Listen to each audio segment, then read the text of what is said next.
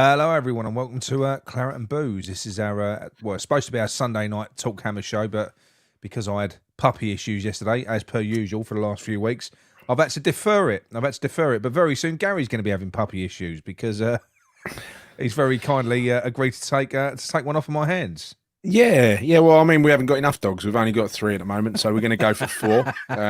To be fair, one of our dogs is on his last leg, so I don't think he's going to be around for it. So we'll soon be back to 3 again. But I think you just look took forward pity. to it. Look forward to it. You just took pity on me, didn't you? I think I look forward to having another puppy in the house. So it give Luna someone to play with, wouldn't it? Yeah. We've got a little. Yeah. We've got a little for the uninformed. We've got 2 boxers, 2 white boxers, and one of them's only a year old. The other one's 5 years old, and so he kind of gives her a little bit of playtime, about 30 seconds in the morning. Then he goes and lays down. Yeah. So it'd be nice for her to have someone to play with, wouldn't it? It will be. It will be. She's lovely. Yeah, she is lovely. She was leggy when I saw her before. I haven't seen her for a while. She is not as tall as Blue, is she? She's growing into her body, and she's growing into her head as well now. She's got a little head at the moment. She's got a little head. It's getting bigger. It's gradually getting bigger. Yeah. But Right, she's about ½ inch smaller than Blue. That's what she is. Yes. So look, this isn't a dog pod. This isn't a dog podcast. Dog show. It's not a dog show. But what I will tell you is, and this isn't about making money or anything anymore. I'm looking to rehome the last one now. So we've got one more puppy that I need to rehome. Getting a bit desperate now, really, because he's 14 weeks old. We got let down. Some prick let us down after, he's supposed to be taking him at 10 weeks, then 11 weeks, then at 12 weeks, and then he just pulled out. And at that point, when they're 12 weeks old, they're not very attractive to people who want little puppies. So if anybody is interested, I'll play a little video later on of him. Get in touch with me because we are looking for a home for him, a good home. And like I say, it's not about money. We just want him to go to a nice home now. So yeah, please get in touch. The number will be on the screen later on anyway. But Gary, so let's get back to the football anyway. So you went over there yesterday. I've already spoken about it. I did. What was the experience like? I mean, it looked pretty fucking morose that first 10 minutes, didn't it? Well, I think it was it was it was morose is a good word. I mean, it was completely. The first goal went in and it was flat. The second goal went in and it was quite eerie over there. It was just quiet, right? People just, I mean, I've got to be honest, after the second goal went in and Arsenal had probably another 10 minutes of constant possession, we were talking amongst ourselves. There was a game going on in the background, but we were just talking amongst ourselves. And, it perked up it took exactly the same route as the path as the Newcastle game. In that halfway through the first half, we started coming back into it again. We started off well, same as Newcastle game. Went 2-0 down, same as Newcastle game.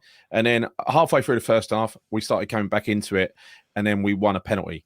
Yes. Not the same as Newcastle game, but we pulled a goal back to 2-1, going into half-time, giving us exactly the same sort of upbeat feeling as we had in that Newcastle game.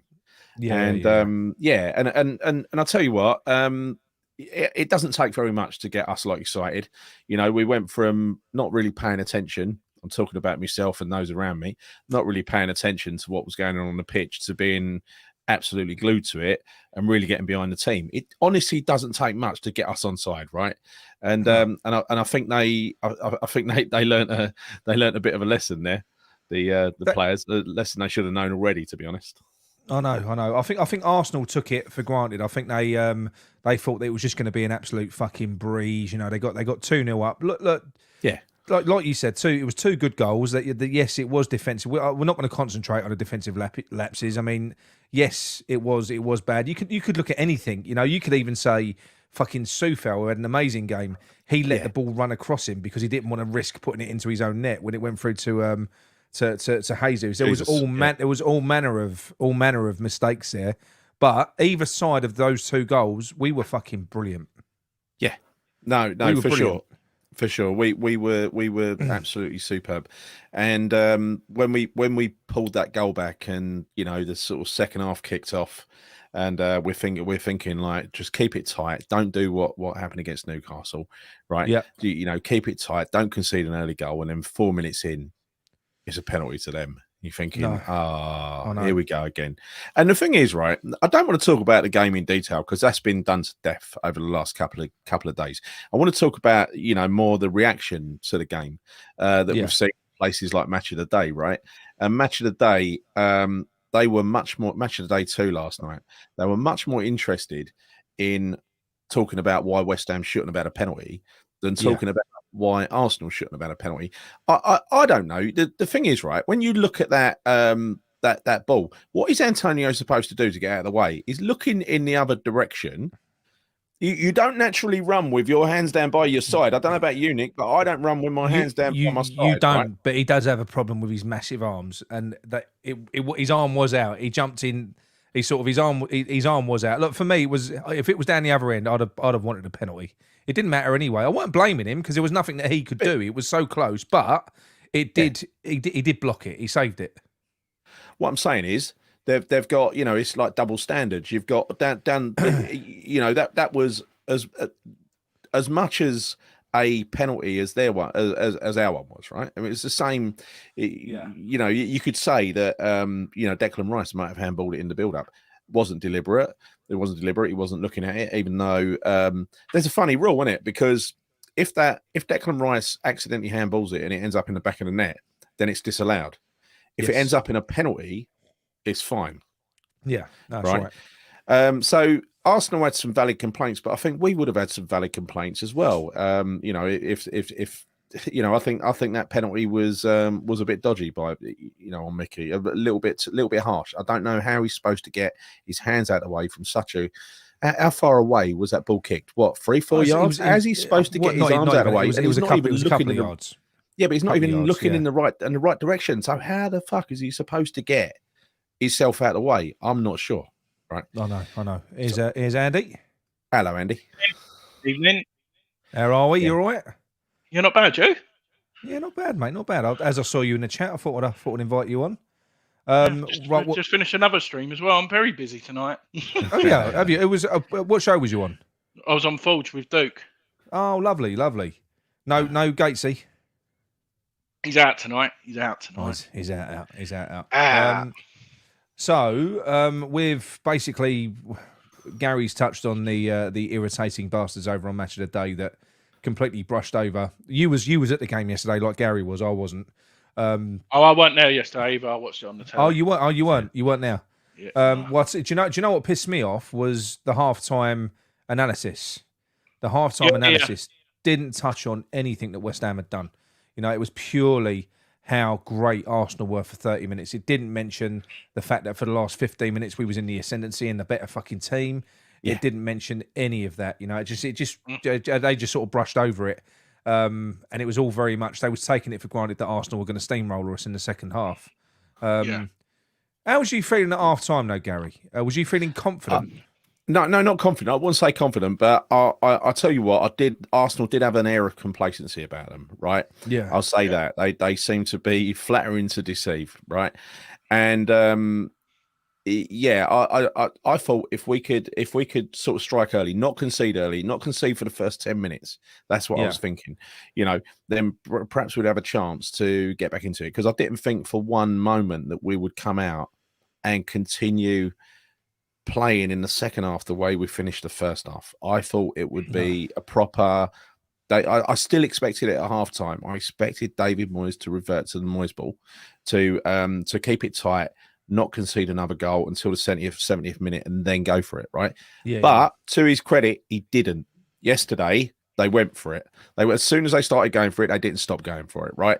And that was, and I thought that was amazing. It's such a. It's such a great thing to see. I'll tell you what, I had a flashback halfway through that second half. A ball was cut out, intercepted by Ben Rama in the middle of midfield, and he pushed 30, 40 yards up the pitch. I just had a flashback to Jesse Lingard at that moment. Yeah. Right? We were pressing. Once we got that goal back, once we got the penalty, we were fucking pressing all over the place. Yeah. We were up their arses. We were aggressive. We were nasty. We were every bit as nasty as them. There was niggly fouls going on. Paqueta was jumping into people. So was Souček. But intelligently though. We weren't sort of going out to get ourselves sent off or anything like that. Declan Rice was just ridiculously good. He was outstanding. And I did say, I sort of made a little joke a few weeks ago. I said, well, it'd be interesting to see if it's a moral dilemma for him, going to the team that everyone's saying that he's already signed for. Is he going to want to stop him winning the league? Well, I think he's played his part. He's played his part.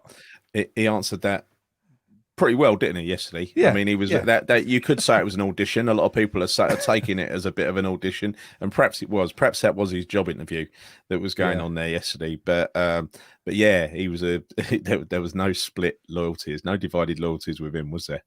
No, not at all. Andy, what were your thoughts on the first half, mate? Were you confident going into the second half? I just thought, like Newcastle, it was like half times come at the wrong time. Like Newcastle, I was like, this is going to be 2.0, and I thought Arteta's going to make 2 changes at half time, probably go 3 at the back or something, just to try and press us higher. Yeah. And I was nervous. I was like, I think we've missed this opportunity, but it just seems like, I don't know what they've had since Thursday, whether it was some Belgian sausage or something, Belgian beer, but it just seems to have gave them all a kick up the backside. And every single one, I couldn't fault any of them at all.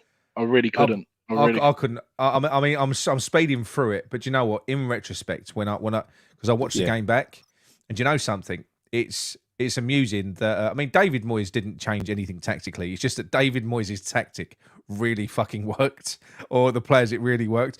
Arteta tried to change things about 5 times. Nothing made any difference at all. It didn't matter what he tried. He kept on throwing on different players, switching players around. I almost think he made too many chances. He was panicking.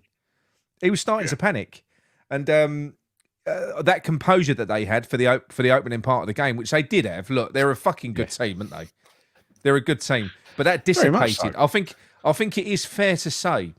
It's fair to say that their arseholes are falling out of the title race. I think it is. Now I know we can't really mock them because we're in the bottom 6, and they've been leading the table forever.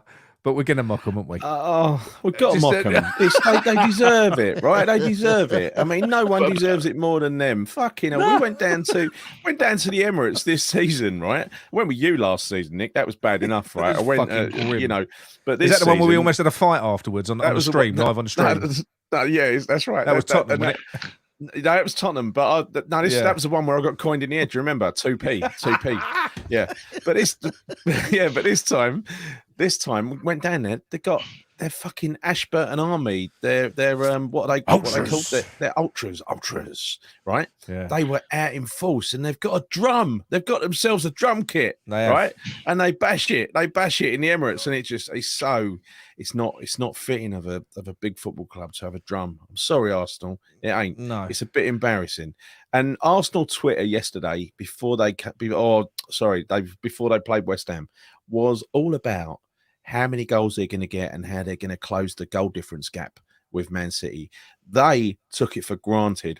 And so any Arsenal fan complaining that the players were complacent and the manager was complacent, fucking have a look in the mirror, mate, because you lot were complacent as well. Yeah, they were. They were complacent. I think Saliba missing is a big loss for them. Holding's nowhere near the standard. I think I'm not saying he's world class, but that just shores up their defence. But I was more worried with Tierney playing. I thought Bowen's not going to have a lot of joy because I think Tierney's a better defender. But obviously we'll move on to that. I thought Bowen still had a great game, to be perfectly honest. Bowen was fantastic. He was awesome. It was the old Bowen yesterday. It was the old Bowen. He was the old Bowen, right? But I am going to say this now, and I mean it as well. There is one player on that pitch that if he doesn't play like he played yesterday, we don't get anything out of that game, and that is Antonio. Oh, yeah. He was fucking amazing. He was back to his best. Look, just seeing him running down those channels is so frustrating because you're thinking, a lot of people have been writing him off for ages. There's still a fucking good player there. It looked like he had his pace back. He was brilliant. He was bashing shit. I mean, what's his name? Callum De Geezer with the Alice band. Is that Chambers? No, Holding. Holding. Holding. He's shit, and he was proper bashing him up. But I'd say in relation to the Ashburton Army, have you seen their enrolment video? So for those, before you go there, the Ashburton Army are the ultras arm of the of Arsenal fans. They are the ones. They are they're the tough guys. They're the ones who dress in black to spread terror amongst other dance crews. Yeah, right. That's what they are. You have to dress in black. You got to have to dress pyro. in black. Honestly, you cannot march with them unless you dress in black. They are the rules. We're all in black at the minute. Like when someone put it. True. But anyway, here we go. This is the enrolment video. They're out there looking to recruit people for the Esperton army. If you want to be an ultra like us, there's a few simple rules you've got to remember. Yeah. Number 1, always keep your face covered. Yeah, well, you don't know who's going to see you, do you? Like Jenny in HR, she watches Match of the Day. I don't want to see her, me, do I? No, George, not Jenny in HR. I'm talking about the old Bill when you smash someone's head. The old Bill, yeah, the old Bill. Jenny from HR. Rule number 2, always carry a nice big weapon. Cheeky. George, not now. Right, next up, you've got to get your spray paint on, right? You've got to tag up the local area. What, get the paints out? Let's have a look. Yeah. Let's have a look. All right, your standard issue red paint. And you... George, that's de-icer. That is de-icer. Oh, bloody hell, Jeff, I'm sorry, mate. What have you done there? My mum packed it. Oh, bloody hell, my corner's gone as well. You've ruined it. Oh, now. bloody hell. Put it back. Oh, so my sandwiches are ruined, Jeff. Get your sandwiches. The number 1, the ultra tip is this, right? A little bit of pyro. No pyro, no party. Yeah. Hold that. The thing about being an ultra is this, right? You've got to really commit to it. You've got to get in it with 2 hands. Jeff? You've got to have a little bit of spark Jeff? about you. You've got to... Jeff, how'd you put this back in, mate? Jesus, George, what you done? Just get out of here! Jeff! George! Take it, Jeff! George! Jeff! George! I can't do it, mate! Oh, God! Oh, my butt's on fire! I've got asthma, Jeff! Oh, my God! I've got asthma, Jeff. Oh, fuck me. Oh, that's brilliant. I know. I've actually ripped that off. That's from the Palace Ultras. The Palace Ultras. Same thing, though, isn't it? Oh, it's totally. It's all based on the same thing. Yeah, it's all. You know, I've said this before. You know, Palace. They create a lovely atmosphere. Palace, right? Yeah. But it's basically a load of rhythms with no words, songs with no words, lyrics. It's like the instrumental. It's the instrumental side of an old 45. You know. It's before your time, but you know. You get a single, you get one side, you get the song, the other side, you get the instrumental. They play the instrumentals. That's what they do.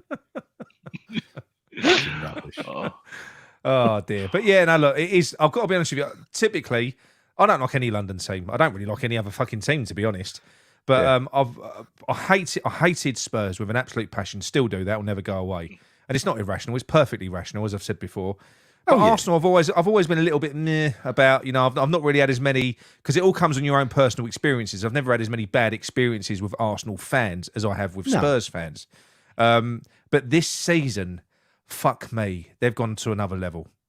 Arsenal fans have, and you know what? I really hope they choke really badly. I do. I hope. I want City to. I want City to do it. I found it a little bit cringe, right? Because you know, we know, like, we got a fair few people in our family who support Arsenal, right? Yeah. And what you've seen this season so far is even when they're miles clear at the top of the league, like go back a few weeks, and it's like, oh, even if we don't win the league this year, I've got to say I'm so proud of these kids and what they've done and everything else. It's all this heartfelt shit, right?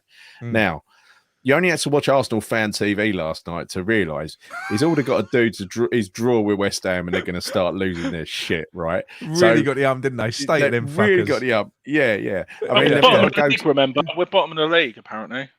You saw that. Bottom of the league. You saw that. Bottom of the league. And they're saying 2-0 when you F it up. 2-0 when you F it up. Who do they think they are? I tell you what, though, you've only got to listen to TalkSport today and realise there's a massive media public inquiry going on as to how Arsenal managed to draw with West Ham. I mean, people are just outraged. They're fucking looking. They're all looking into it. I wish people took as much interest when we drew a game. You know what I mean?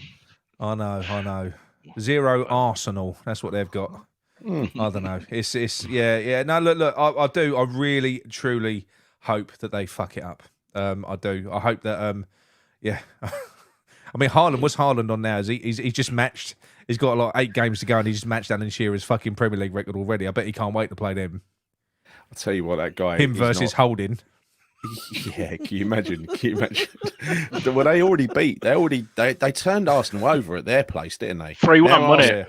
Yeah. Now Arsenal have got to go to the Etihad, and at the moment, I'll tell you, just watch Man City. They're on a different planet to every other team. I mean, they're outrageous. He's not human, is he, Haaland? He's not human. He's just, he's not. I refuse to accept that he's human. He was made in a fucking lab. I think, you know, if he was trying to create a genetically perfect specimen to play football, it would spit out him. He was made in a lab. There's no way he's human. He's not. I tell you, I can't have this conversation with you, right? But do you remember the $6 million man, Steve Austin? Yes. That was when 6 million was a lot of money, right? He was part man, part machine. And he could run at about 60, 70 mile an hour, right? He could go really fast because he had all his body parts replaced with machine parts, right? and you used to hear this thing when one of his superpowers was about to go, he had super eyes as well, eyesight, everything else, right? You used to hear, and then you knew that one of his superpowers would go. It'd be like crushing a snooker ball into dust, or it'd be running at 70 mile an hour, or be looking through walls and stuff like that, right? I wonder if Haaland hears that inside his head. I think there's a very good chance he does. Sure. I reckon he's a modern day Steve Austin. That's what he is. You reckon? Only much taller and much uglier. And it enjoyable though to sort of be at this stage where we can kind of enjoy taking the piss out of a rival because we've just pissed on their chips, and that's nice, you know. If nothing else, you know. To be honest, really the one what done me was, like you said, mentioning the goal difference, and all Arsenal fans saying this is their easiest game of the season, and the fact that they've done it. Like, I'm being honest, I was being optimistic. I said I can see us getting a draw out of it. Like Friday and Saturday, I was like, I can see us getting a draw. But in the back of my head, I was like, no, we're going to get smashed. But the fact that we've done it makes it feel even more better. I met Paul McCarthy on the way to the ground. There's a guy who leaves comments and joins us in the chat quite a lot. And John McCarthy. John McCarthy, Paul McCarthy. You think Paul McCarthy? Oh, sorry, I'm getting it all wrong. Yeah. Anyway, lovely bloke. He predicted 2-1 to West Ham. That was pre-game. Oh, wow. So he weren't far off. I think we were, the way that game ended, we were the ones looking like we could have won it. And even, God forbid, even Maxwell Cornet. Yeah. He looked useful at the end because they were trying to use him in the right way. They were giving him balls to run onto and stuff. Would you not like to have seen, just for a moment, like for 10 minutes, to have seen Cornet and Antonio running at Holding? Yeah. Would you like to have seen it just for 10 minutes, the pair of them? I would have loved to have seen it. Yeah. Just fucking running at him. I think he'd have shit himself. His Alice band would have come off and everything. Yeah, no, definitely. But I don't know if you've discussed it, but the fact that Arsenal are calling it corruption everywhere. Oh, really? They're calling it corruption for the penalty. Why don't they stop being little bitches? That's what makes me laugh. But I thought Antonio's penalty was their penalty was harsh, in my opinion. I think it was too close. Of course it was. Yeah. Well, the Antonio one. The Antonio. Yeah. Masher, they didn't think so, though, did they? I don't blame Antonio, but I do think if it was down the other end, I would have wanted a penalty because it was literally the shot was on target and his arm wasn't in a natural position. It weren't. His arm was out. You can't see me. I don't know what I'm doing. What's natural though, right? If you're running, if you're turning, if you're jumping, what was he doing at the time? He was just turning his body. You typically don't. I don't know about you, Nick, but when you're sort of standing up and you turn around, do you have your arms pressed close to your body? Antonio's got a long history. Antonio's got a long history of not being able to control his fucking limbs. He's saying he's got spring-loaded arms. They're all over the place. He's always handballing the fucking thing, isn't he? Yeah, he is. But yeah, no. I just thought it was a little bit too close. I just thought it was just a little bit too close. Will said, Gary, when he ran at 70 mile an hour, it was always in slow motion. Of course it was, Will. It was the 70s. They didn't have cameras that could keep up with him. But anyway, moving on to Saka. Andy, what were your thoughts on that wonderful penalty? Well, we was just discussing it, and it makes... I don't know if you saw, but Arsenal were trying to fuck up the penalty spot for our penalty. Were they doing that, was they? So they fucked their penalty up. They fucked their penalty up for them. They've obviously forgot. If you think, I think he did mishit it, because of that. They fucked the penalty spot up. But Fab was going that way. I don't know whether he would have saved it, but I do like Fab in the penalty. I feel like Fabianski's got like this like fucking superpower with penalties. Do you know what I like about it? Do you know what I like about him? If you watch him, he don't do all the dancing about bollocks. He just stands there. Stares at him. He just stares at him. That's all he does. And he dives at the last minute. And Saka's arse fell out, didn't it? He did. Oh, it did. wide. Yeah. It was well wide as well. It was about 4 foot wide. I think that was worse than Salah's one against Bournemouth, to be perfectly honest. It was because we were down the other end. You see just how wide it was. Fuck me, it was wide. It was well wide. Yeah. But you just heard that. Well, obviously I wasn't there, Gary, but you just heard the roar on the telly when that penalty missed, and I think obviously, like, what was it, 2.5 minutes later? I think the momentum just pushed them on another level again. I'll tell you what, I haven't had fun during a game of football. I haven't had fun during a game of football like that for this entire season. For me, that was the highlight of the season so far. I loved it. I can honestly say it weren't quite there, but that was almost as enjoyable. Nothing will ever match that. I'm talking about the Spurs 3-3 where Lanzini scores that last minute goal. Nothing will ever compare to that. Watching on the box, no, never. That was a fucking unbelievable moment. But this was good when you take into account the release, and it was like that. It was genuine joy. You could see it in the stands. Everyone was happy. That was a performance that we've been waiting for all fucking year, and we finally got it. And yes, it's only a draw. We get that, but that's the point for all those pundits and everything else that say we've got unrealistic expectations and shit like that. No, we haven't. We're in the bottom 6. We just drew at home, but it was a good performance and we're happy with it. Yeah, that you know, we're not fucking glory hunters. We're not deluded. We just want to watch good football. We've had a shit season. We're 6th from bottom. We're playing the top team in the country at the moment, right? Yeah. The league leader's been leading the league for bloody ages now. And we nearly beat, and we. They're going to choke it. They've sacrificed all the cups and everything, haven't they? Because they're going with the cup, and fuck it. Got to concentrate on the league. Focus on the league. I know they're obviously going to get Champions League, but if we win the Conference League, we've had a better season than Arsenal. We're going to win more than them. When you think about it, you can say it. I know. They'll be on Arsenal fan TV going, I don't even like the Conference League. It's a rubbish cup. It's fucking shit. It's a rubbish cup. We weren't even playing it. Don't be bitter, Arsenal. Don't be bitter. It's only a draw. You'll be fine. Look, it's only Man City you got chasing you down. Don't panic. Or anything. You'll be fine. You'll be fine. You know, you'll be all right. But just think though, like you said, you've got Grealish, De Bruyne, Bernardo Silva running at holding as well. He's going to be fucked. He's going to be fucked. Did our equaliser came directly from Jesus going down? Oh, that is he was beautiful. Going down constantly. That is beautiful. He was I didn't know that. He was going down all through the first half. Jesus. I know. He really was. He's a good player though. I like him. Good player. But we can't talk about his time. It's a Brazilian thing because Paqueta's. Do you know what? He bought that. That was a lovely. It weren't a dive. Well, he was diving. He saw the player coming in. He started diving before the contact was there, and he clipped that player's leg. When was the last time we done that? But when was the last time we done that? Probably Di Canio. Was the last time we probably won a penalty like that. Yeah. It was. I'll tell you what. I think it's not the first penalty that he's won for us either. Paqueta. He's won a couple now. He knows how to go down. He knows how to look for the contact. And when you see the slow motion replay, you cannot say it's not a penalty, right? You can't say it. It was contact. There was contact. He went down. And that's what they always say, innit? If you feel a bit of contact, go down. You know, cheat. In other words. So. But I said it on Thingy. I fucking loved it that Ramsdale fucked up for their second goal. I can't stand that tosser as well. Yeah. He did. He did fuck up.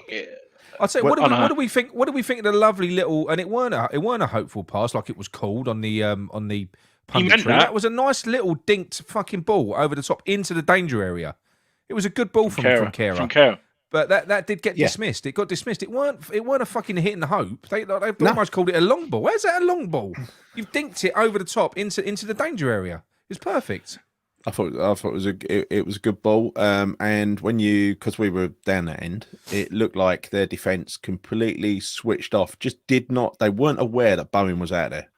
Right, he just nipped in round the side. They didn't see him until it was too late. I'll tell you what. I think Yeah, the keeper possibly should have done better, but I think the way he hit it in hitting it into the ground makes it more difficult to save. Yeah. And were there any Moyes out banners? No, I didn't see any. But to be honest, right? I mean, we come on to this afterwards. I think Moyes is definitely going in the summer. It's kind of been agreed and everything else by the club and Moyes, which is probably a healthy situation for us all. Yeah. You know, what would we get? It's far too late to replace Moyes now, isn't it? So I think that's the best of both worlds. Is that if Moyes can stay and maybe because he knows he's going, take a few risks, be a bit more exciting, adventurous. I think it will, right? Gary. I think it's going to take all the pressure off of him, the team. Yeah. You know, I think we've almost got enough points already as well. That's going to help. You know, we only need one more win, really, don't we? Realistically, was it one more win at the last game? A few games? Yeah, we do. Hammers Mikey says, don't know what some fans watch sometimes. Carroll's partly had a hand in both Gooner's goals and gave away a sloppy, dangerous free kick late on. Well, look, you know, he was playing in an unfamiliar position on the left-hand side of a centre-half pairing. I don't blame him for the 2 Arsenal goals. I think Ben Rama lost his runner twice. So it's between him and Cresswell. I know it was on Kera's side, but I don't blame Kera for that. No, it's not how I saw it. But do you know what annoyed me? The video I put out earlier on. And I had it on the video that I done yesterday as well. Now look, could anyone really be more Moyes out than me, Gary? No. You think? You're out on your own. I'm always out, but I'm fair. I am fair. If something goes well, I'll review it and I'll be open and I'm honest. So I almost got people labelling me as kissing Moyes' arse. Oh, these West Ham fans, they're fickle. You know, one little win and you get that. You're like, are you fucking serious? Me kissing David Moyes' arse? No, that's quite offensive. That honestly, it's as if you are not allowed to comment on what you've just seen in an honest way, right? It's as if once you've said your Moyes out and you spend all of your time talking about you, Nick, you spend all of your time and all your videos slagging off Moyes for months and months and months and trying to get him out, and then suddenly he does something right, and so you give him a bit of credit. It's like, well, you're not allowed to say that. You've got to just carry on. No. Deny what you saw yesterday. Say Moyes was shit. He got everything wrong, and just lie about what you saw. No, you got to say it how you see it, right? And the thing is, if they'd have listened to the video earlier on, the fact of the matter is, what I said was that what you just said there. It looks like they've come to an agreement that Moyes is going in the summer. You know, it's been reported already, but it's been confirmed now by multiple fucking sources. It's definitely happening. And look, if that is the case, and the players have reacted, the weight has been lifted. They're all going to be playing not so much for David Moyes now, although some of them might be, because at the end of the day, even if you hate David Moyes, if you're a player in that squad and you hate him. If he comes to you in the changing room, he says, "Look, I'm gone in the summer. We've had a good time. No, come on, boys. Let's just rally ourselves up. Let's just go for it towards the end of the season. Let's win a cup. Let's go out with a bang." I think most people would respond to that. Most people would. Totally agree. And it was John McCarthy. Yeah, you're right. Yeah. But I noticed it. They showed David Moyes quite a bit on Sky yesterday. He was actually talking to his coaching staff yesterday. You saw Nevin. You saw people coming up. I know you at the game. You sort of don't really watch it, but you could see him actually reacting as the game was going, not just the plan what we started off with, if that makes sense. So he was doing his in-game, and I don't know whether you've noticed. Do you watch like the behind the scenes, the tunnel cam thing? Yes, I didn't today though. I didn't see the one today. Did you notice something in that? Did you watch it, Gary? No, I didn't watch it. There was something who come out of the home dressing room before the game. A certain Mr. Mark Noble, really, was in the dressing room before the game and walked go. out. So that's what I wanted to mention as well. I think that may have had something to do with it as well. Yeah. I do think what I did notice. I don't know whether you saw it, Andy. Gary might not have because we was watching on telly, but the broadcast did cut. This was when it was 2-1. No, it might have been 2. It was 2-2 at this point, and you had Declan Rice standing. There was a stoppage in play. Declan Rice was over, talking forcefully to Moyes, not being rude, but it was almost like Declan Rice was telling him what we was going to be doing. You know, it did. And if you listen to Bowen in a post-match interview as well on the West Ham channel, not the Sky interview, the one on the West Ham channel, he does go into detail, and it does kind of allude to the fact that the players have been released. They've been allowed to kind of do what they want to do. Not what they want to do, but what they enjoy doing. You know, what they're good at, effectively pressing, running, attacking. You know. Yeah. I got a special mention to Jamie Carragher. Carragher. Really? Yeah, because he was apparently a prize tit as the co-commentator yesterday, basically begging Arsenal to get him back in the game. And today he's what's it, Football 365. There was an article earlier quoting Jamie Carragher, who has heard the same rumor that we've all heard about Sullivan has agreed to let Moyes go in the summer.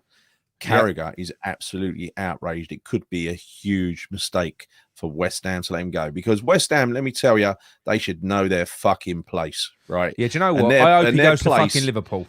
Yeah, exactly. That's what I'm saying. That's where they got double standards, these people, right? Carragher wouldn't have Moyes anywhere near Liverpool, right? No, but I hope he goes to Liverpool. But he's more than good enough for West Ham, because we're just West Ham, right? Fuck off, Carragher. Yeah, because I was watching. It was like the football show before the Super Sunday, and Carragher was getting interviewed by what's her name, Gail Davis, and he was saying, "Yeah, David Moyes, it's just Everton 2.0. Look, what they have one bad season, and then they go back. That it'll be a mistake." And he was saying that even before the game. He was saying it would be the biggest mistake. But so to Carragher, I think he looks at West Ham and thinks staying up is an achievement, right? Yeah, fuck him. Well, that ain't the way we think. It is this season, but yeah, it shouldn't be an achievement after spending more money than Liverpool did in the summer. Yeah, I watched some of the Arsenal fan TV. Just the last thing, I watched a bit of the Arsenal fan TV. Now there was that guy who said West Ham were bottom of the league. It was a bit embarrassing. But I watched that Lee Judges. I think that's his name. Lee Judges is sensible. He's sensible. Yeah, he came across all right. I quite enjoyed him. Yeah, but I think Robbie fans will like him. But I think Robbie was quite respectful as well. I've got it. I'm going to play it. Look, this he one was. here. Yeah, he came across all right. West Ham tried to say, I'm sorry, West Ham are the last club in the world to say about effing things up, because their club is effed up. I don't know what they're doing. They can never say that. They are at the bottom of the table. They're not. They're not bottom. The point is, right, for them, that is a great point. Then be quiet and go home. Be quiet. Why don't you go and tell him? No, I told him already when they were saying City. I said, why don't you go and tell him? No, I said he's City. a big geezer, you know what I mean? No, I said City. I'm saying. What this thing is City for? I'm saying, right, that the guy is right. We effed it up, right? We should have won the game. Listen, Robbie. So what happened when they got being 5-1? What happened then? Yeah, but that's not today. No. Well then, so should the Newcastle fans start singing "We smashed you 5-1"? Or should the Newcastle fans? Robbie tried to control him there, didn't he? He tried to get him in line. He said to him, he said, "Go and tell the bloke. He's a big fella. Go over there and tell him." But I love this chart though. What they were doing, obviously, you fucked up the title, but the best one is at least he's not a rapist. He only kicks a cat. Oh no! Yeah. Oh, scathing. I know. I don't think they like that either. Look at this. There was one Arsenal fan saying he don't want Rice to join him because he cheated. Oh, fucking hell. They're babies, aren't they? Yeah. Absolute babies. We know, listen, Arsenal supporters out there, we know most of you are all right, but fucking hell, you don't have to have some arseholes. I know, we all do, I know, but yeah. And we're going to laugh our tits off when you choke and City win the title. I'm sorry, we are. Because it's going to be funny. We've got to take these little wins, haven't we? And it is a little win. But the worst thing is, we can't watch it because we're playing Liverpool at the same time, aren't we, when they're playing next week? It's next Wednesday, I think, isn't it? I'll be in Switzerland next Wednesday. Switzerland? Oh. Yeah. So you can watch both at the same time? I can't go. I've got to be in Switzerland. No, but you can watch both games if you're not working at that time. You can watch both games at the same time. I will be working. I'll be out drinking. I'll be working. He doesn't work. He doesn't work. I have an important meeting that night. But I just want to say the togetherness for Bowen's goal. Everyone apart from Fabianski was there, and I think that's probably the first time in a while when we've scored a goal, we've saw the togetherness as well, and obviously the interaction with the crowd. Yeah, I agree. Right, Gary, have you got any questions in the chat, or are we going to go into the player ratings? Oh, I'm just going through. I'm rubbish at you're shit at the comments, but I'm trying my best to keep up. There's so many. Hang on a minute. Every time I go, breaking news. A place suspended at Welsh Snooker has just stopped oil protesters jump on a table and pour orange powder all over it. Fucking hell. I hope he went on for a 147 or something. A bit of piss you off, wouldn't it? Imagine if you've only got like 2 blacks and two reds. I know, it was at the start of the for a frame. I saw the 147. video. Oh, was it? Yeah. Right. So If you want to get attention, you fuck up someone's 147. Get it right. Just up oil protesters. What are you doing? Have you seen? Have you seen the video on Twitter today of the earth protesters that basically sliced the tires of an oil van and are on top of it and they've glued themselves to it? It's a fucking vegetable cooking oil van. Liverpool 1 up at Leeds. That's good to see.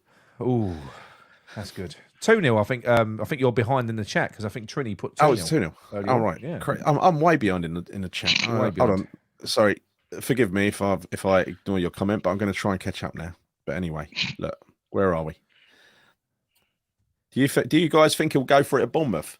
Well, I hope. Yesterday was a rebirth, right? That was Moyes being reborn into a new attacking body and mindset. Do I think he'll go for it at Bournemouth? My head tells me. I think he will. Tells me yes. I think my heart tells me he won't. I think he will. Snooker is not a sport, so sod it.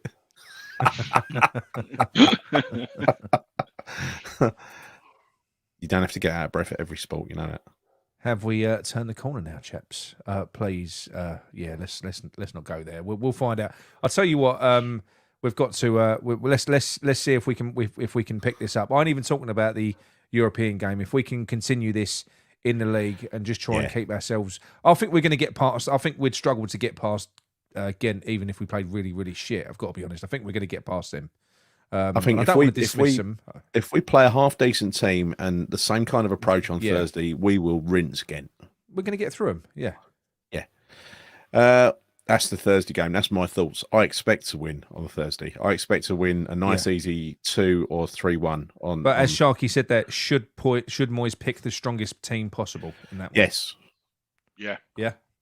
I would say so now. I think after the point, because you know why? Now after the way we played against Arsenal, I was right. Look, this season there has been no West Ham way. There's been no surprises. We haven't gone and got anything from any of the big teams. But now with the way that he played there, that will be effective possibly against Man United, against Liverpool maybe. If you play like that, you're going to cause them problems. So we might get something out of those games. We are West Ham. We've got to take our chances, right? We are one game away from a semi-final of European competition, potentially 2 legs and away from a final after that. We haven't been to 2 quarterfinal stages in Europe since 1965 and 66, right? That is a long time ago. That's before I was born. That was a long, long time ago, right? Yeah. So, you don't know whether you could say, "Oh, don't play a strong side. I don't care if we will stay in this 2-bob competition like some people do," but then you're just throwing away a potential chance to win a European trophy that might not come around for another 40 years. Yeah. Do you really want to throw that away? Do you? No, not at all. Not at all. Not now. No, I feel a lot better now about the European competition since I saw that performance at the weekend. I've been petrified of relegation, and I just think it's given me a little bit of confidence. I know it was only one game, but no, I think that's I think we should go for it in Europe as well because I'm sure we can get the points that we need in the remaining games now. We must be able to. Yeah. So I think even like you said, what we got Bournemouth, Liverpool, and Palace in 6 days. If we got 4 points out of that, that's more than enough. Yeah. Oh, I think so. So well done for the humble pie video. Says Dodsey. Silly Nick. The attacking Phoenix is Moisiah rising from the flames. We'll see how he plays against Ghent. Yeah, look, one game at a time. At the moment, I'm extremely, extremely upbeat because those players would have proved to themselves and hopefully proved to Moyes as well that we do still have it. We don't have to just revert and go into our shell, right? No. There is another way. No, right. Let's go into the player ratings. Before I do, Dodsey sent us in a. Oh, go on, mate. Sorry. Hang on. Tim Diggins says that he made a century on the frame that was stopped. Oh, I thought you didn't see it was that high. Oh, it'll go down as the longest break in history because they've probably got to clean the table, and then the referee's got to put all the balls back where they come from. You know, like they do.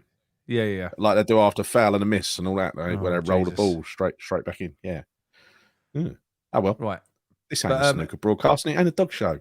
It's not. No, I've got a little video, a closing scenes video from Dodsey that he sent in again that I'm going to play just before we go into the player ratings. There we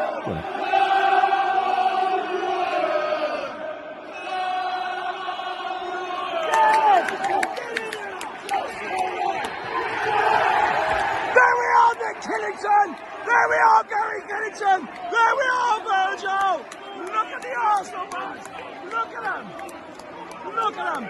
That's what it's about, boys! Look at that! Look at them falling around! Look at our players!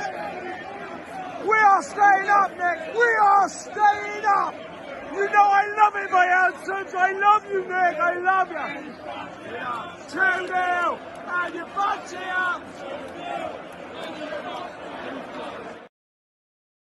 It's a beautiful thing. Well done, Dodsey. Thank you very much, Doddy. That was lovely. It was lovely of you to do that.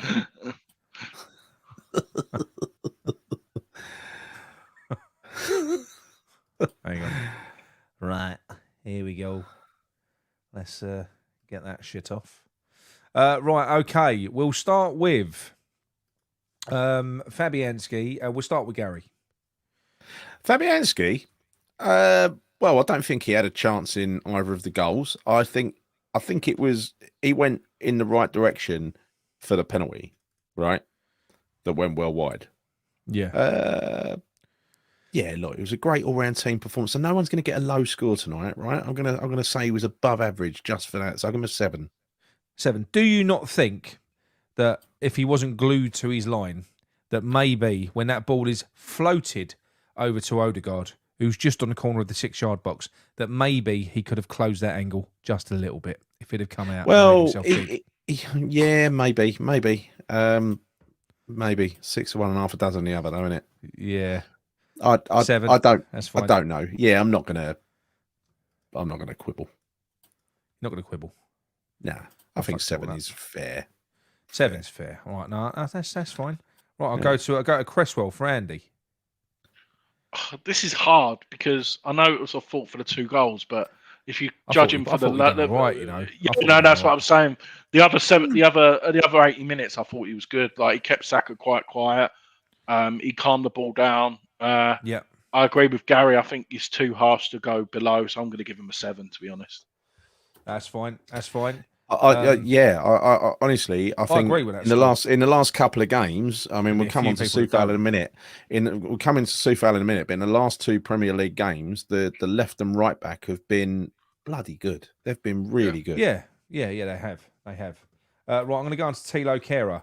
And I know, yes, rightly so, that he played his part in a few mistakes and stuff like that. But I thought playing in an unfamiliar position, a player that's been in and out of the team, that's played about 5 different fucking positions, that's got every right to have zero confidence at the minute because he's the master of the fuck up since he's been in. I think that was a thoroughly good performance. And do you know something? What I really like from him as well, he has got a voice at the back. He is a bit of a leader, even though he's a bit rash. But also, I like it when he surges forward. There was a couple of times where he'll pass the ball into midfield and he'll continue on the overlap and he'll carry on running. I really like him. He's got a pass on him as well, as we've seen. That's 2 assists now. That was a lovely free kick delivery in a recent game, and now that little dink over the top to Bowen there, a definitive assist. I'm gonna go for Kehrer. I can't really go an 8. I'd like to, but I don't think I'm going to go an 8. I'm going to go for I'll stick to a 7. I think a 7 for Kehrer is fair. But special mention to late in the game yesterday when he dropped the shoulder and went past an Arsenal player like he weren't there. That's what I'm saying to you. He's got ability. Tilo Kehrer was bought.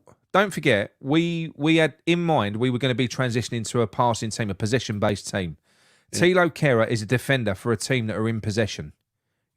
He's not a backs to the wall defender. He's not Craig Dawson. He's going to struggle in that kind of setting. But if you're playing advanced, further up the pitch, because what he does do as well, he does gamble, but he will make interceptions further up the pitch as well. He'll step out. I like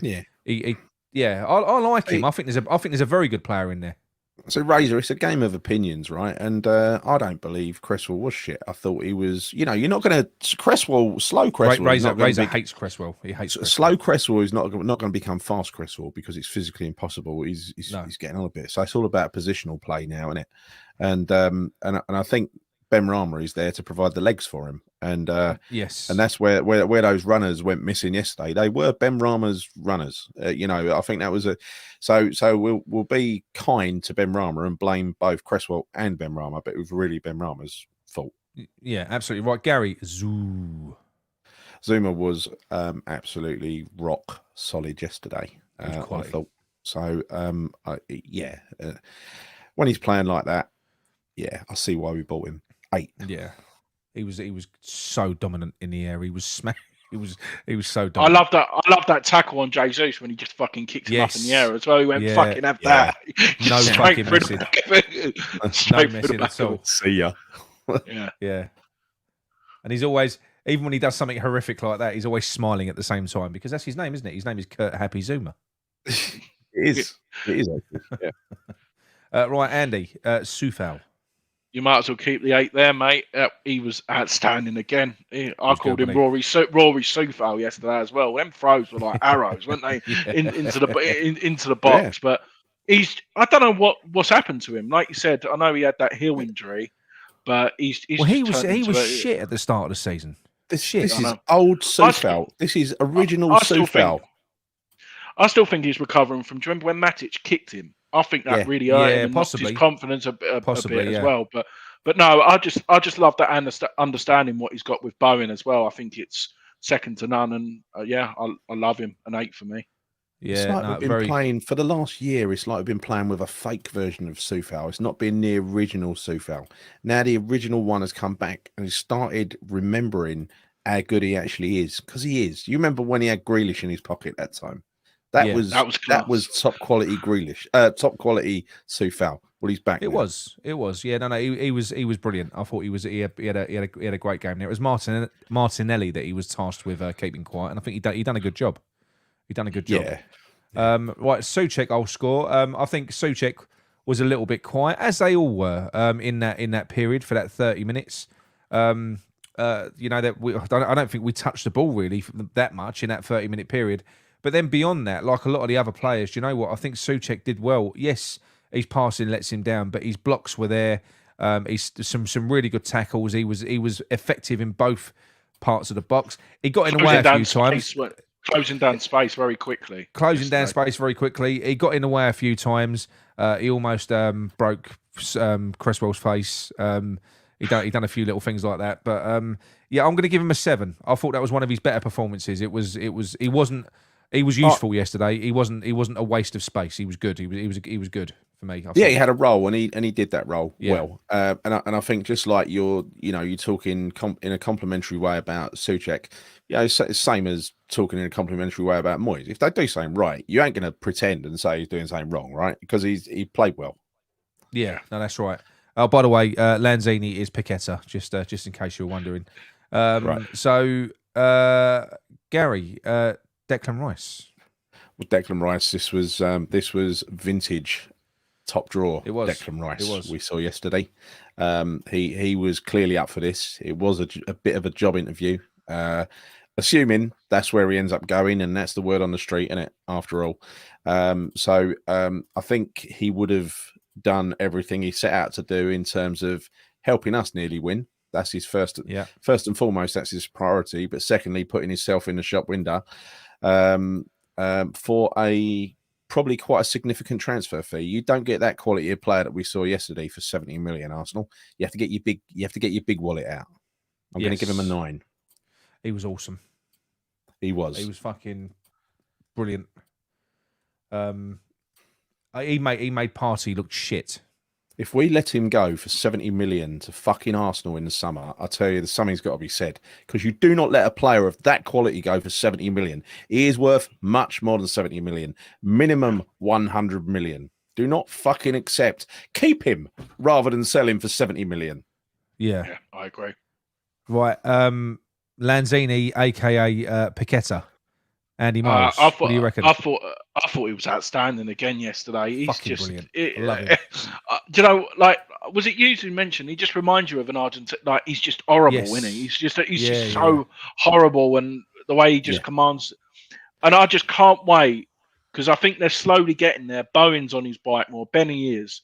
But once Bowen understands the wavelength of Paqueta, I think we're in for a very good understanding. Like, he just looks up and then balls what he plays through are world class. And he won the ball back again. Like you said, I think he's up there in the last 4 games. Top, I think, for winning the ball back. I wouldn't say he was the highlight of Deck. So Gary set the mark for a 9. So I'm going to give him an 8. Yeah, no, I think he was superb, and that's a worthwhile 8 as well. He's dirty, he's nasty. There was one moment yesterday where really he tackled someone, like he went down the back of their heel and he sort of slapped him in one movement, and they turned around to look at him and he just gave them a death stare. As if to say, "Fuck off!" I can't remember what player it was, but he meant business. He meant business yesterday. Gary, on the telly, it sounded like his reception when he come off, and he didn't have the ump yesterday, did he? He was like, "I've worked my socks off." He was fucked when he came off. He was naked. Yeah. It was loud. It was loud. His reception. Yeah, I'll tell you what. We all know the talent that he's got. That's not under question, right? He is a very, very talented player. He's got flair coming out of his arse, right? Yeah. He can do stuff without thinking about it. It's completely natural, and he's on a different level. There's only very few players in our team who are on his kind of level. I think, Fornals and a few other people are, but you're never going to get, for instance, a telepathic link between Paqueta and Antonio, right? Because they're a completely different level of player, right?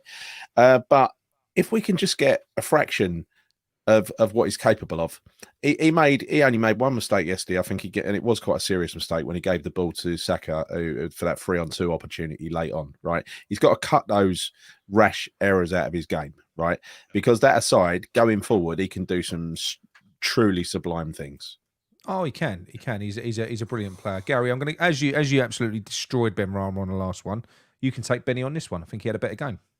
Yeah, he did have a better game. It was much improved. And also when we got that penalty, Ross said to me, "Who's going to take it?" I said, "Ben Rama. Of course he is. He's our penalty taker. He is our penalty taker. He takes a lovely penalty, very, very calm.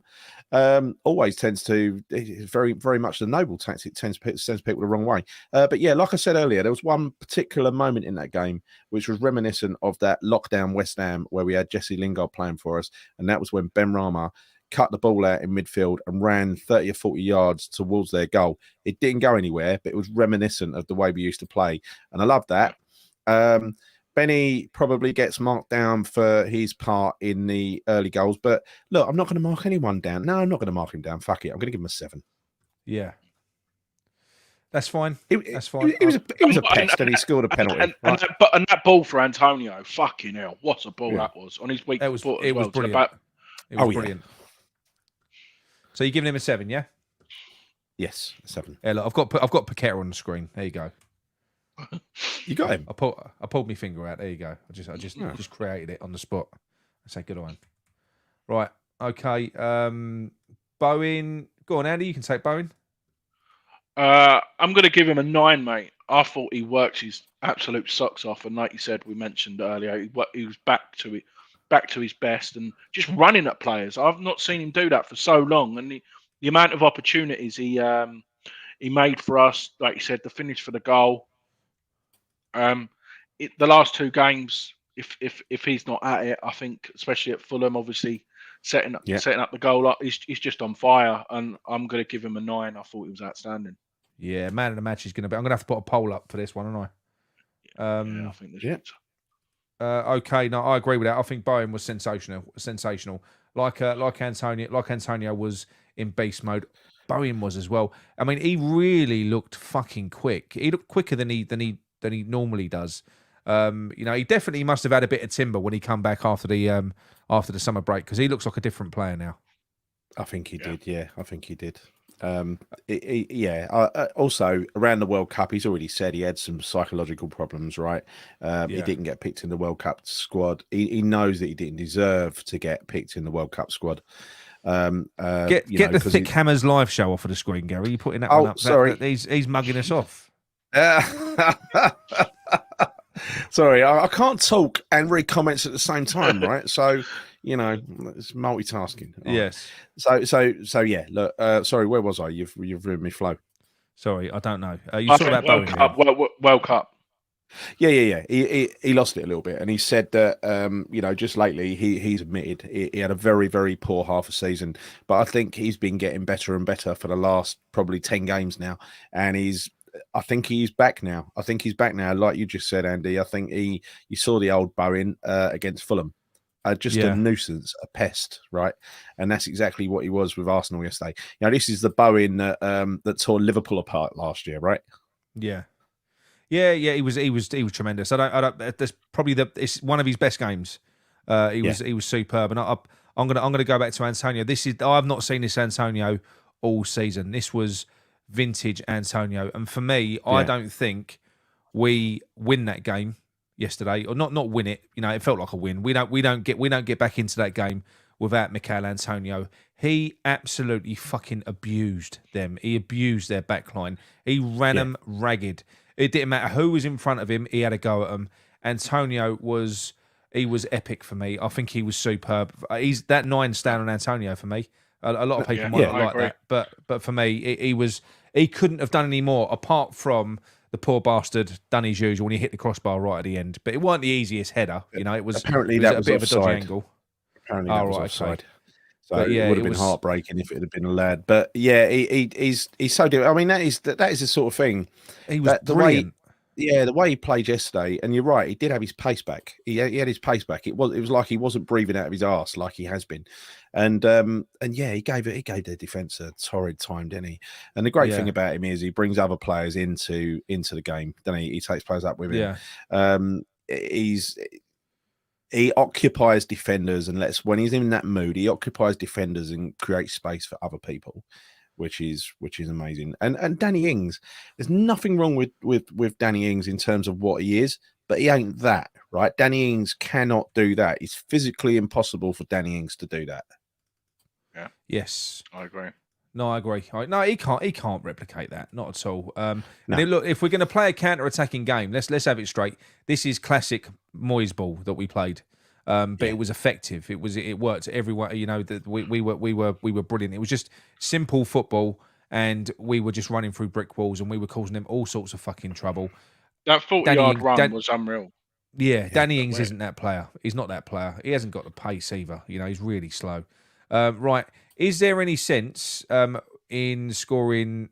How late did Fornals and Downs come on? They all came on quite late, that was like after 80 minutes, wasn't it? Yeah, I'll leave them at sixes. So that's an average score for us. I think Fornals had sixes. Fornals had injury time. That's all he had. Yeah, just leave that as it is. So we'll get to Moyes, and we'll debate letting the donkey slip from his head for one game only after the score. I probably won't because I'm a bastard. But Andy, what did you think of David Moyes? I'm not going to lie. When I saw the starting 11, I was like, "What the fuck's he doing? Is he like asking to be sacked?" I'm not, but he got it spot on, and I'm giving him credit because, like you said, we saw it on the touchline. That's the more I've seen of him communicating with his staff. Yeah. In my opinion, the sub should have come a little bit sooner. I think the last 15 minutes we started to get a little bit leggy. So if they come on about 5 minutes, it would have. So I'm going to give him a 7. I think I'm going to give him a 7. Yeah, that's fine. What score would you give him, Gary? Do you want to say a few words on Moisey?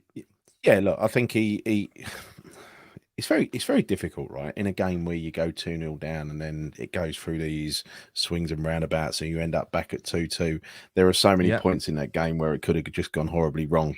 It had Arsenal really kept their appetite going and drove for another goal, would it have been a different? But anyway, look, we can only comment on what actually happened. And what actually happened was we played a bloody good game of football. It was thoroughly entertaining. And so let's just drop that first 10 minutes out of the way. For the rest of the game, I thought we did brilliantly well. And he's got to take credit for that. Like I said earlier, I expected him to completely change it at half time and turn us negative again. He didn't. So for that, I'd give him an 8. Yeah. That's fine. Got to reward good behaviour, just like you do with dogs. Going back to what we were talking I'll about go, earlier. I'll go with Andy's score. Though. I don't think Give him a what you're talking treat. about. Give him a treat. No, there's an I'll go 8 with for you. Andy's score. 7. 7's good. Right, I was going to remove the donkey until West Ham Online started his stuff again. Right, hang on. You got. I felt like crying at full time yesterday. Hang on, Gary. That's the Moyes I know and love. Now he's implemented. Now what he's implemented this season. Basically, this is my issue. Moyes didn't win that game. The players on the pitch did. Moyes is part of it, but it's almost like if. Yes, look at the fucking performances on that pitch. Antonio, Bowen, 8. Yes, he did do well, and yes, I will concede that I think he got the starting 11 right. I think he did. I was like Andy. I was contesting it at the start. We went for the game. I'm not in the same boat as everyone else. I was kind of hoping that he wasn't going to change it because what we was doing was working. So for once, we was pressing them. And typically what David Moyes would do is his arse would fall out at 70 minutes, 80 minutes and go, ooh, and he'd change tactics, would drop back, and he'd start making some defensive changes. He didn't do that. We kind of just carried on doing what we was doing for the whole game. So I'm gonna meet you all in the middle. I'm gonna go for a 7 as well, but the donkey stays. If he does the same in one more game, I'll consider removing the donkey from his head. But the donkey will remain for now. I was going to suggest exactly that. One game does not it does not a turnaround make, right? Let's see how it goes against Ghent, and let's see how it goes against Bournemouth. Because if either of those games end up in a, let's sit back and give the opposition the ball, then we're back to square one, aren't we? Yes, yeah. Yeah, no, exactly that. So how anyone can say that's the David Moyes. How anyone could say, I've lost that comment that's the David Moyes I love and everything else. I mean, I know. Fucking hell. Yeah, but this is the issue. This is just everyone's entitled to. They're entitled to their opinion. People are entitled to love Moyes, right? That's fine. It's up to you. Yeah. But this is the thing. What annoys you, and that's divisive. So. That is basically, we win a game, and then you've got the, I'll tell you when it's divisive. It's the Mr. Moyes. Just fucking let us enjoy a game. Let us enjoy a game. You haven't got to ram it down people's throats. No. Have acknowledged the fact that we've been shit for the last 18 months. We haven't been moaning for no reason. We've been shit for 18 months. Every time we win, you've got these fuckers that are trying to ram it down your throat all the time. That takes the edge off of it for us. It does. But look, there are 2 ways to do it. The comment I just saw was really a personal thing about that's the Moyes I love and everything. You're entitled to say that, right? The ones that annoy me are the ones that go, you fucking idiots, you doubted Moyes. Yeah. No. Yeah. I know. And that wasn't what he was saying, right? So I know.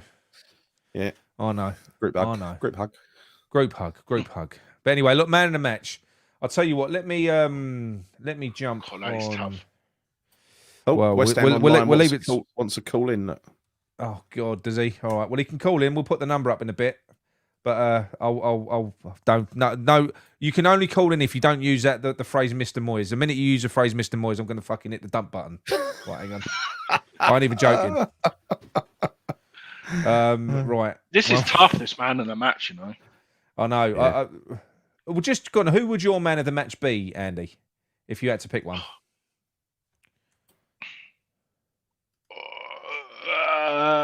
Mickey. Yeah, I Mickey think it'd be the same for me. I mean, it is a tough one. It is a tough one. See, I'd go for Bowen. Gary? Yeah. So which players am I putting in it? I'm about to do it now. It's got to be Bowen, Antonio, and Rice, yeah, and Soufal. They were the outstanding 4 yesterday for me. Man of the match. So Bowen. Moyes masterclass, yeah. Alfie fucking winds me up. Yeah. Hang on 1 minute. He's a wind-up merchant. Bowen, Antonio. Who was it? Bowen, Antonio. Rice and Soufal.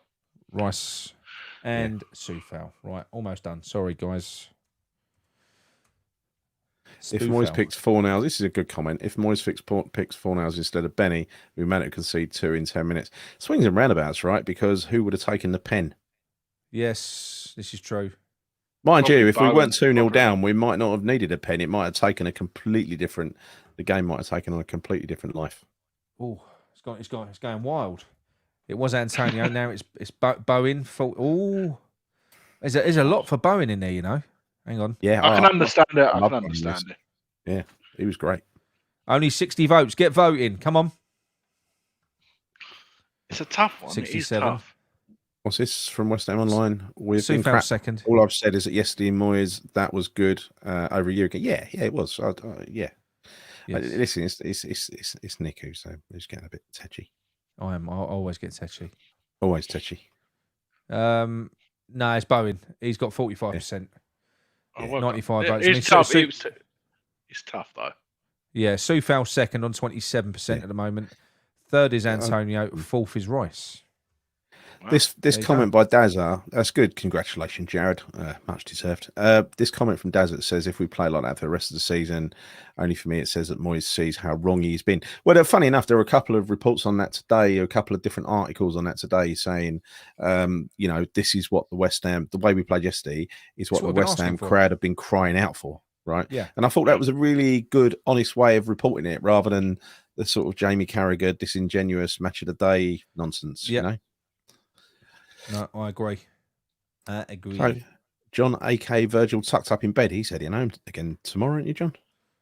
He's probably hung up already, isn't he? He's going to be getting nervous now because he's got to fly. So he's going to be getting a sweat on. You know. Yeah. At least there's no high winds. At least there's no high winds now. You know, he does panic a bit. No, he does panic about the planes, doesn't he? Yeah. Johnny's the Mr. Not far though, is he? Where is he? Spain? Mate, he shits it. He can't do it. He can't. He really? Physically, yeah. When he goes on holiday with his family, this is the funniest thing ever. When he goes on holiday with his family, you know, his wife and his 2 kids. He has to have a special seat by the exit door himself, away from them, just in case he's got to get out. He positions himself. I don't know what logic there is in that, but he has to have a seat himself by the exit door. But I think what it is, I think it's probably Jodie that does that because I think he probably panics the kids. So she probably goes, fucking go over there. Go over there on your own in the naughty corner. And then he gets on the piss, yeah? Yeah, exactly. No, but John, if you're still watching, planes are generally okay. They hardly crash. Hardly ever, you know. Or go missing. Yeah, or go missing, yeah. Right. We shouldn't laugh, really. We're bad. We are right. Look, listen. Before we move on, I do want to play this video, and this is the last ever dog-related thing that you'll get on this channel. Trust me. But we are desperate to find Bonzo a new home. Like I said, we were let down. He's a lovely dog, by the way. He's a beautiful dog. Gary's taken his brother today. Gatesy has his sister Winnie from Fulsham Iron. And yeah, he's basically, we were let down. He was one of the first ones to get reserved. The owner let us down. He put us off for 10 weeks, 11 weeks, 12 weeks, and then he pulled out. And then at 12 weeks old, it's more difficult to find a puppy at home because he's still a puppy, but we've put loads of training into him now. He's 14 weeks old. He's a beautiful dog. It isn't about money now so much. We just want to get him a fucking brilliant home.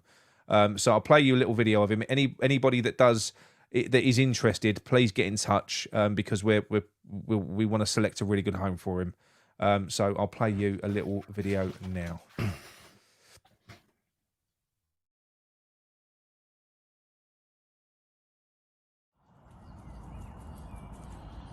You are amazing.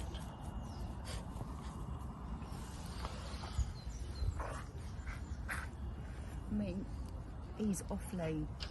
Ignoring kids, ignoring people. Don't run over to anyone.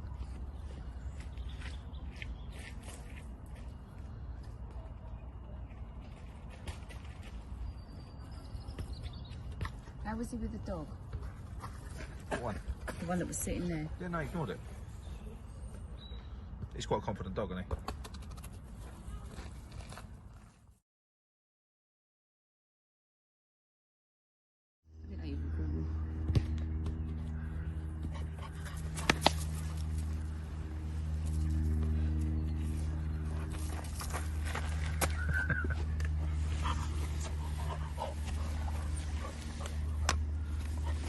Come on, go.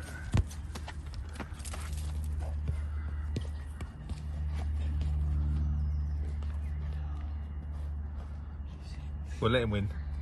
Good boy. Right. But anyway, that's him. So I've taken up enough of your time. I'm sorry about that. I know it's self-indulgent. I know it's not a dog thing, but we've had 4 months of fucking hell, and I am desperate to get them in as good a homes as possible. And we've succeeded in that with all but one. All but one. So, like I say, if you are interested, please get in touch because, yeah, I feel really fucking guilty. I feel like I failed him a little bit, but that's my number anyway down there. If you do want to, call, take me number down and give me a call, drop me a text, and we'll have a chat. All right. I'll leave that up for now. If anybody does want to phone in, don't do it yet. Let me pair my phone. Fuck's sake. Hang on. John says you're very unprofessional Why is that? for doing a dog show in the middle of thing. I suppose. I know. No. Well, if John was relevant, I'd mind. Ain't got no plane. Ain't getting no clean fool. Right. What type of dog is it? It's a Levitt Bulldog. It's an old English bulldog, but they are the original old English bulldog. They're not oversized. There's no exaggerated features. They look when they're fully grown like a smaller boxer, just a bit stocky. They're very athletic, love walking, but they can also be couch potatoes as well. They're good dogs. Good dogs. Alfie, I've got Gowie on the phone, so call back after Gary, mate. So Alfie's gonna phone in after Gary. Gary, are you there? Yes, I am, Nick. How are you? I'm very well, mate. I'm very well. How are you? Fine. Hello, Gal. Hello, Andy. Hello, mate. You all right? Hello, Gary. You're right. Hello, mate. Yeah, very enjoyable game yesterday. It was almost a reminder how West Ham been the last 2 seasons, wasn't it? You know, really enjoyed that. Bit of a throwback to the old days. Yeah, it was. I must say, I was a bit angry. I'll tell you why, because I was watching some of the Arsenal fan TV stuff.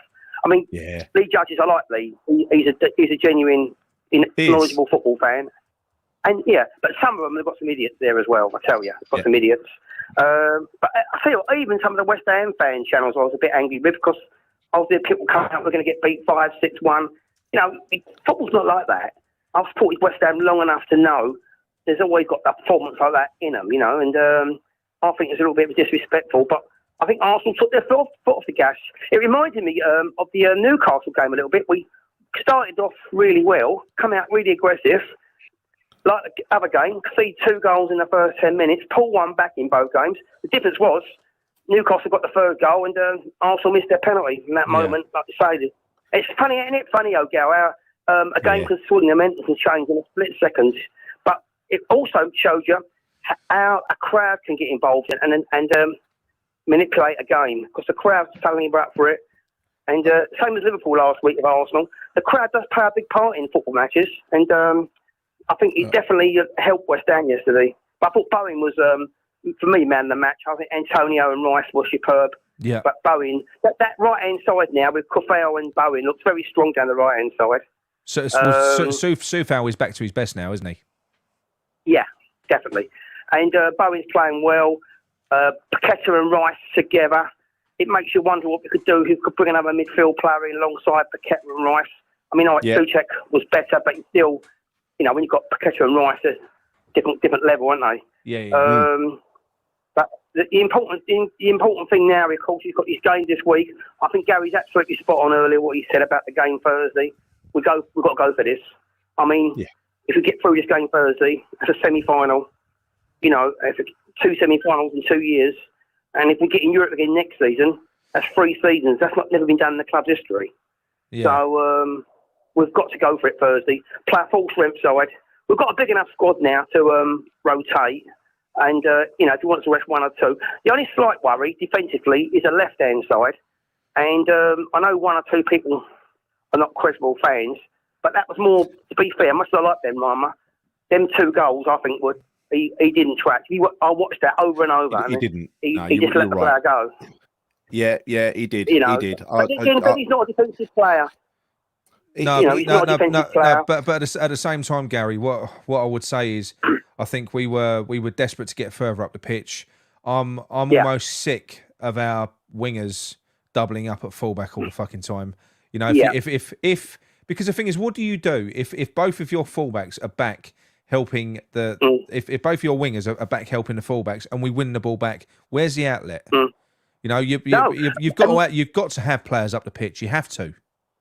And not only that, when you've got like the Bowen getting forward and that, it puts the other team in dilemma because then their fullbacks can't push up, you know, and they can't make it. What they've been doing, a lot of these teams now, the new thing seems to be getting your fullbacks pushing into midfield. Man City are doing it a lot. Yeah. Arsenal were trying to get up, and then you got overrunning midfield. But when you've got players that can go the other way, like Bowen, and we've got Cornet we can bring in. Yeah. I'll tell you what, I would like to see. Wouldn't it be lovely to see Antonio, Bowen, maybe the young lad Mabama, maybe him alongside, maybe Antonio on one side, Bowen and him down the middle. That would be just for maybe not for 90 minutes, maybe for a 20-minute spell. Just see what they do. That would really get the fans going, I think. I think win the game first. That's the most important thing. I think you know you've got to rotate a little bit. You can't play the same team because we've got some aging players who are not going to. Their bodies ain't going to put up with playing game after game. Who would you play, Gary, on Thursday like if you were Moyes? Who would I play? Oh my God! It's difficult. Go on, Gary. You go first. Abona can't play anyway Thursday, can he? He's suspended, so he's have a week's rest, so he can't play. Did I take it him and Aguirre? Did they have knocks from the game last week in Europe? I don't know. I think late fitness test, Aguirre, he said. Yeah, he pulled out just before the game yesterday, didn't he? Yeah. I'm not too sure why he missed the game. I didn't think he was injured. I thought he had illness. Oh, I couldn't remember. But also, I was going to ask you something, Nick. What do you think about the situation? We've got Koffel down the right, brilliant. You know, like if you've got Zuma and Abona together as a pairing. Yeah. Do you think Aguirre, not in a wing back, but in a straight back four? Do you think Aguirre could play as a left back? Yeah, because he's quick, he's got pace. I think he'd be better as a left back. To be honest, because the thing is, he does like to get forward. He likes to carry the ball. And he's not great in the air, is he? He's not great in the air. No. No. But then again, neither is Kehrer. No. No. And I thought he had a decent game. It depends on the opposition. I mean, playing against the likes of if you're playing Arsenal and you're playing Man City and teams like that, they're not going to be lofting big balls into the box, are they? It's not going to happen. They're going to be playing on the floor. No. So you need players that are a little bit more mobile. So horses for courses. I think he just selected the right team. I think Kehrer. I'll give him credit. I think Kehrer was selected for that game. No, I don't think he was. It looks like he was sick. It looks like Aguirre was sick, according to Amanda. So he pulled out at the last minute. By the way, we should mention this. We ain't mentioned it so far. Big shout out to the under-18s who won their league title. Absolutely brilliant.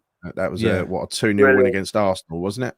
And I think that's the Arsenal. I mean, that's the team they got to play in the final of the Youth Cup, isn't it? Yeah, we've got 7,000 allocation for that, and it's only a £5 ticket. So if you're not doing anything, make sure you go. I might head over there. I was going to say, Nick, that talking about the future manager, whoever comes in. Yeah. I know you and Gary were discussing this last week. What's going to be really important is that whatever new manager comes in, that is in connection with the youth players. It gives them a chance because this under-18s is a brilliant batch of young players coming through. And I do not want to see them going to other clubs. No, absolutely, absolutely. But I think it all comes down to where we are as a team. I mean, just say for instance, we do take on a progressive manager next season. We recruit really well, and we've got a very good squad full of senior players, and we're playing well. We're playing well. At that point, the youth players have got to be fucking impressive to even get anywhere near the. They've got to be impressive then. At that point, just quickly, the tickets I think are on sale already, aren't they, Andy? I think they are. Yeah. So London season ticket holders, we've got till 12 o'clock tomorrow, and then they go on general sale. Right. Okay. Yeah, I was going to say, it's funny with the relegation scrap. 1 minute you've got 9 teams, and suddenly, in the space of a week and a half, you've got Palace now out of it. Wolves look like they're going to get out of it. We could well get out of it, although we've got to get something against Bournemouth. But it looks like to me Southampton and Forest are definitely going to go, and it's one from Leicester, Everton, and Leeds. I think. I mean, I still think that. I mean, Leicester got the talent to get out of it, but I don't think they've got the players for a relegation scrap. So it could be Leicester, Forest, and Southampton going down. Well, I think Forest and Southampton are gone. I think they're gone. Yeah. Forest's own form's gone. You see, the last 4 games, Forest have only taken 2 points out of 12. Go on, Andy. They've drawn 2. I think Everton. I said it. I think I said them 3. For Southampton, Forest, and Everton a few weeks ago. They're not looking good, Everton, at all, are they?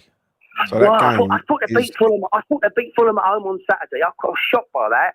And apparently, I've heard that of all the teams, they've got the hardest running, Everton. Yeah, no, it's not. It's not good running. Yeah, they can't buy a win at the moment. The Youth Cup final is next Tuesday, the 25th of April at the Emirates. Right, Gary. I was saying, right, Gary. Just to say, Nick. Gary, I was going to say to you. Last point, Gary, because we're approaching the 10-minute cut. We're going to try and be strict on the 10-minute rule tonight. Yeah. No, I was going to say, I did say in the last couple of shows that these home games we had coming up against Arsenal, United, and Liverpool. And I was saying to you, I think we'll get points in these games, and I think we'll beat Liverpool at home. Their away form is not good. I know they won tonight, Leeds tonight, and even Man United game. I think just get points in these games.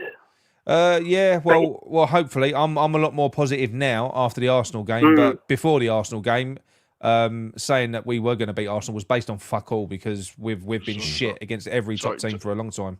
Sorry, tell John. John, send me your reference number and I'll get you a ticket. John, do you hear that? There you go, John. Reference numbers. All right, lads. Anyway, I'm going to go. And great show as always.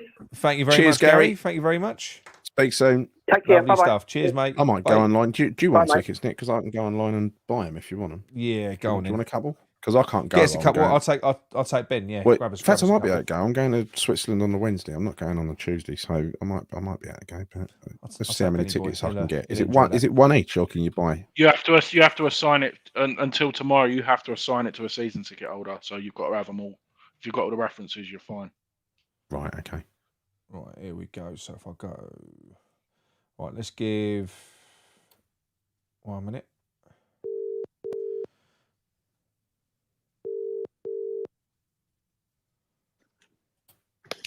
Nick. Hello, Alfie. You all right, mate? All right. Yeah, you all right? Yeah, it's not bad. Right, this is Alfie. This is West Ham Online, everyone. Get your pitchforks ready. Hello, Alfie. You all right?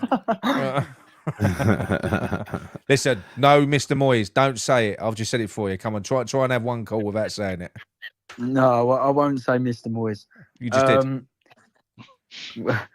I'll say Moyes from now on, or Dave if you want. I actually want to first of all talk about Souček. Yeah. I've seen a few people give him a low rating yesterday, and I can understand why. He made low passes as usual, and obviously I think the fan base for the most part has given up on him now. But I think Soufal was a really good performance yesterday. I actually think a lot of that was down to Souček. Souček trapped back quick and didn't allow Martinelli to run at Soufal 1v1.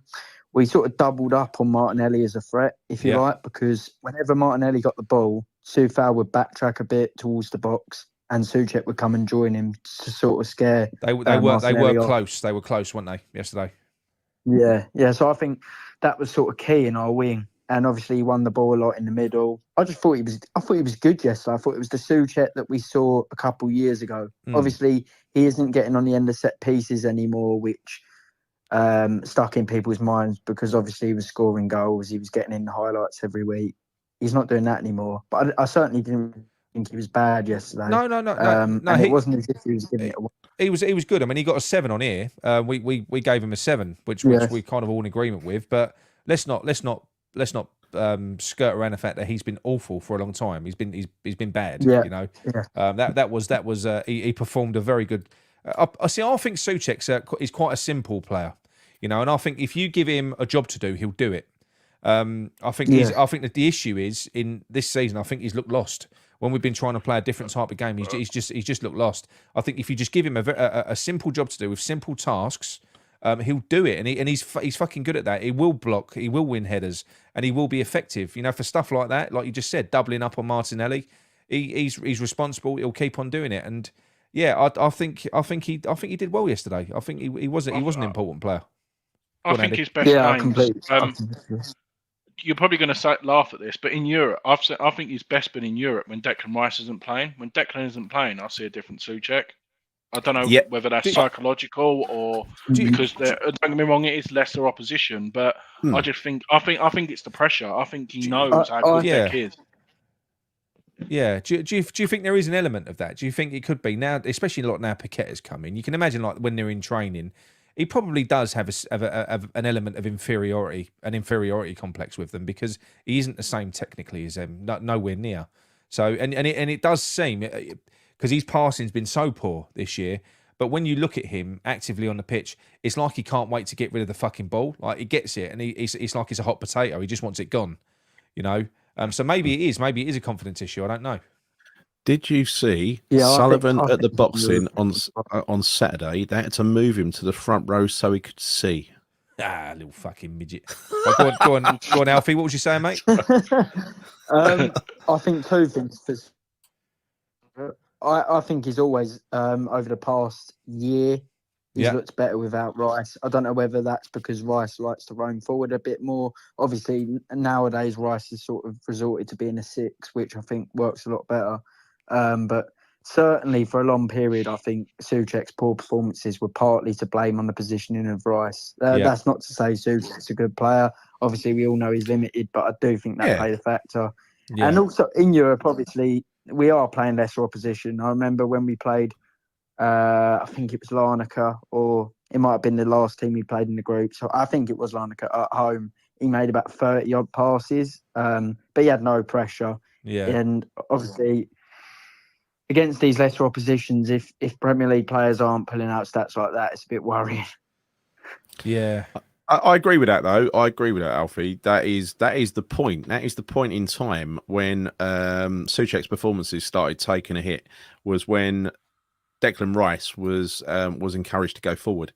Now, I don't know how that happened. I don't know how that come about. I mean, when you got someone world class like Declan Rice in the team, you know, I suppose he's going to take priority. He's also the club captain, so I suppose the way he wants to play brings a lot into it. I wonder if it was him or whether it was the way Moyes wanted to deploy him. Do you know why it happened? No, the reason it happened was because Jesse Lingard vacated, and we needed somebody to try and drive the ball forward, and he can do it. Not as effectively, but we needed somebody from deep to drive the ball forward, and he can do that. And we tried to play the same way, and I think that's what it was. I think that's the reason it happened. He can't he? He can pick the ball. He is athletic. He can drive the ball. And he looks like a rose. He is, yeah. Like you got John here. Look, you got John here saying Nick couldn't play in the same team as me. He also felt inferior to my attackers. John once done a fucking step over and shit himself. That was John's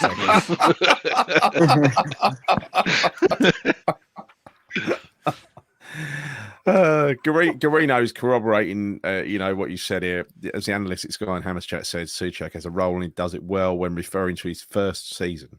Problem is he's been asked to play a different role. It's not suited to his strengths. And yeah. He doesn't have many. Look, the thing is, he's a like I said, he's a simple player. He doesn't have many strengths, but I think what he's probably good at is, you know what I'm trying to say, didn't you? If you give him a job to do, he'll do it. Yeah. If John, no Premier League player is completely useless. No. If John's watching, he said he's a little drunk. Go and ask for a Baileys and brandy. You'll sleep well tonight. Go and have one of them, John. If you've had a drink, go and have a Baileys and brandy. That'll make you sleep well tonight. Fucking hell! Don't do what I did when I went to Tenerife and I got roped in with the children's entertainer. He was half Irish, half Spanish. This is where your head swelled up, wasn't it? It's swelled up. He went, Nick, I get you special drink. This literally, he spoke like he was Russian. He said, I'll get you special drink. Went over to the bar and he went, give me Apache. And he even had they even knew him. They said, I will give you Apache. It was half Jameson's and half Baileys. And I had about 3 of them. I've never been so ill. I've never been so ill. They said that Nick's face is all swollen, right? And he had like little slitty eyes. My eyes were closed. It was like... Don't get me wrong, you feel rough the next day, but it gets you pissed very quick. I know. It was bad. It was not good. John reckons your head's still swollen. Fucking hell, John. Pot and kettle, John. Yeah, I know. Honestly. You're a lightweight. Only pints of Jameson's and... This is John's head on the screen, look. I actually can't zoom in enough. That's how big his fucking head is.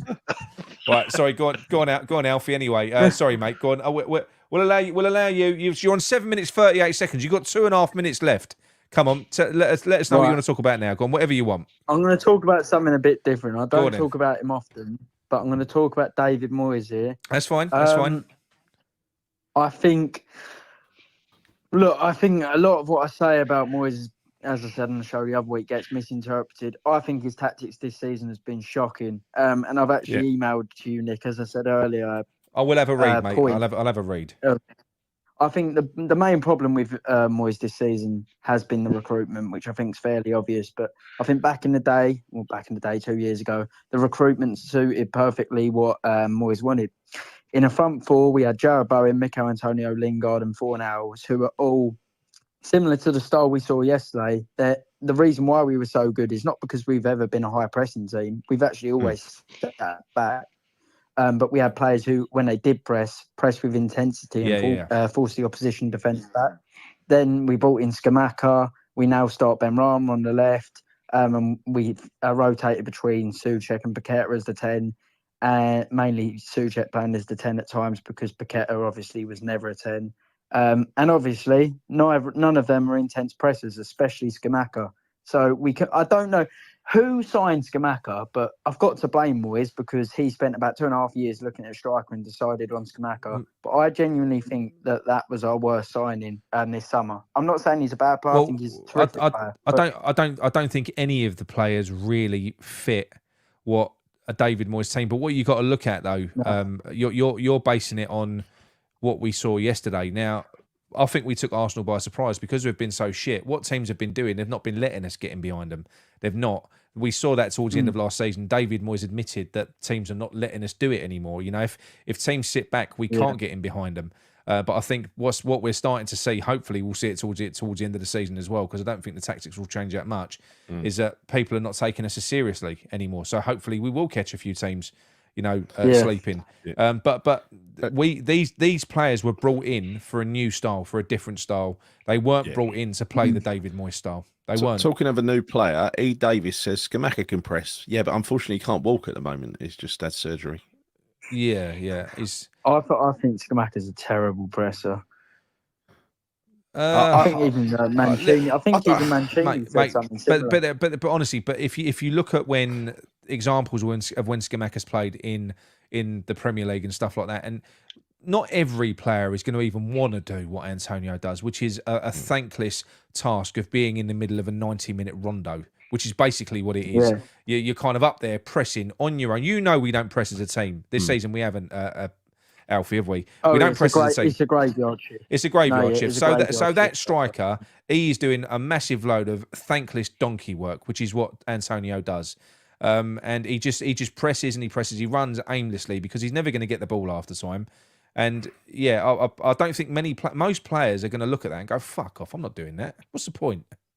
I do think that's what's going to happen. He did look a little bit non-committal in the last few games that he played, Scamacca, and we'll put it down to the fact that he wasn't trying very hard, but he could have been injured, right? It looks like he's been carrying this injury for some time, and they've been trying to kind of numb it with some injections. I think that's what it is. I think that's what the injections have been about.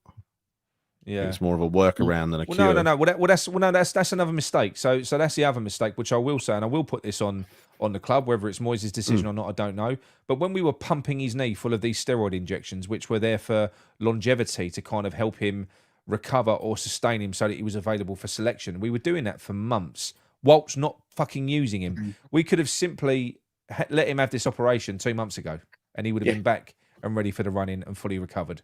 But again, we didn't do that. Yeah. So it's another weird one, you know. I do rate Scamacca personally. I think he's a good player. I think he looked really good when he first came, and we haven't seen that Scamacca since. Funny enough, since he got tackled by Diop in the friendly, while the World Cup was on. Yeah, that was the end of Scamacca. True, actually. But I do think that I think he's possibly useless playing in this system that we're playing at the moment. Even the team that played against Arsenal, I don't think Scamacca can play that. I just don't think that's his game. You know, maybe good from the bench, but you know, we need runners. Yeah. You need runners, don't you? In that team. Yeah, that was why the Ings signing that was even worse in my opinion, because I know I love Moyes, but I'm criticising him again. The fact that he came out to comment of we're just getting used to Ings, even though he's targeted him for about 5 years. I think he wanted him when he was at Sociedad.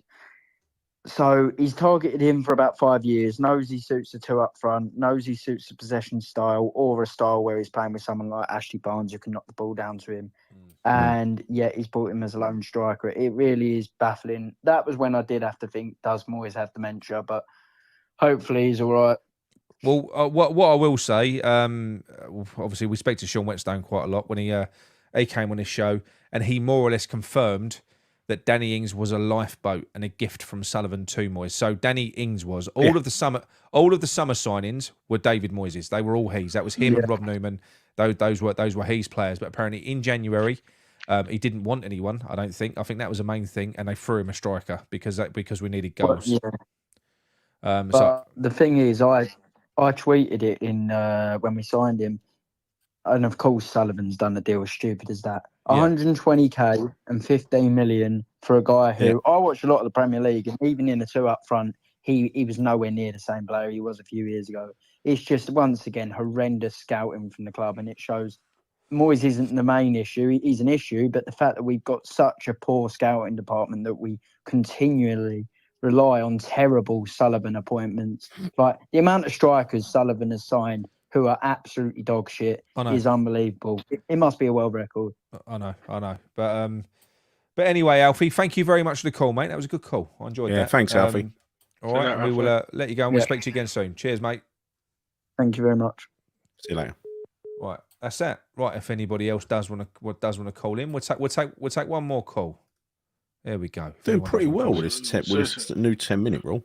We're doing pretty well. Well, 15 minutes that one, but I'm trying to keep it. No, it kind of wasn't. It wasn't quite 15. It was about 13, 14. Yeah, quite 15.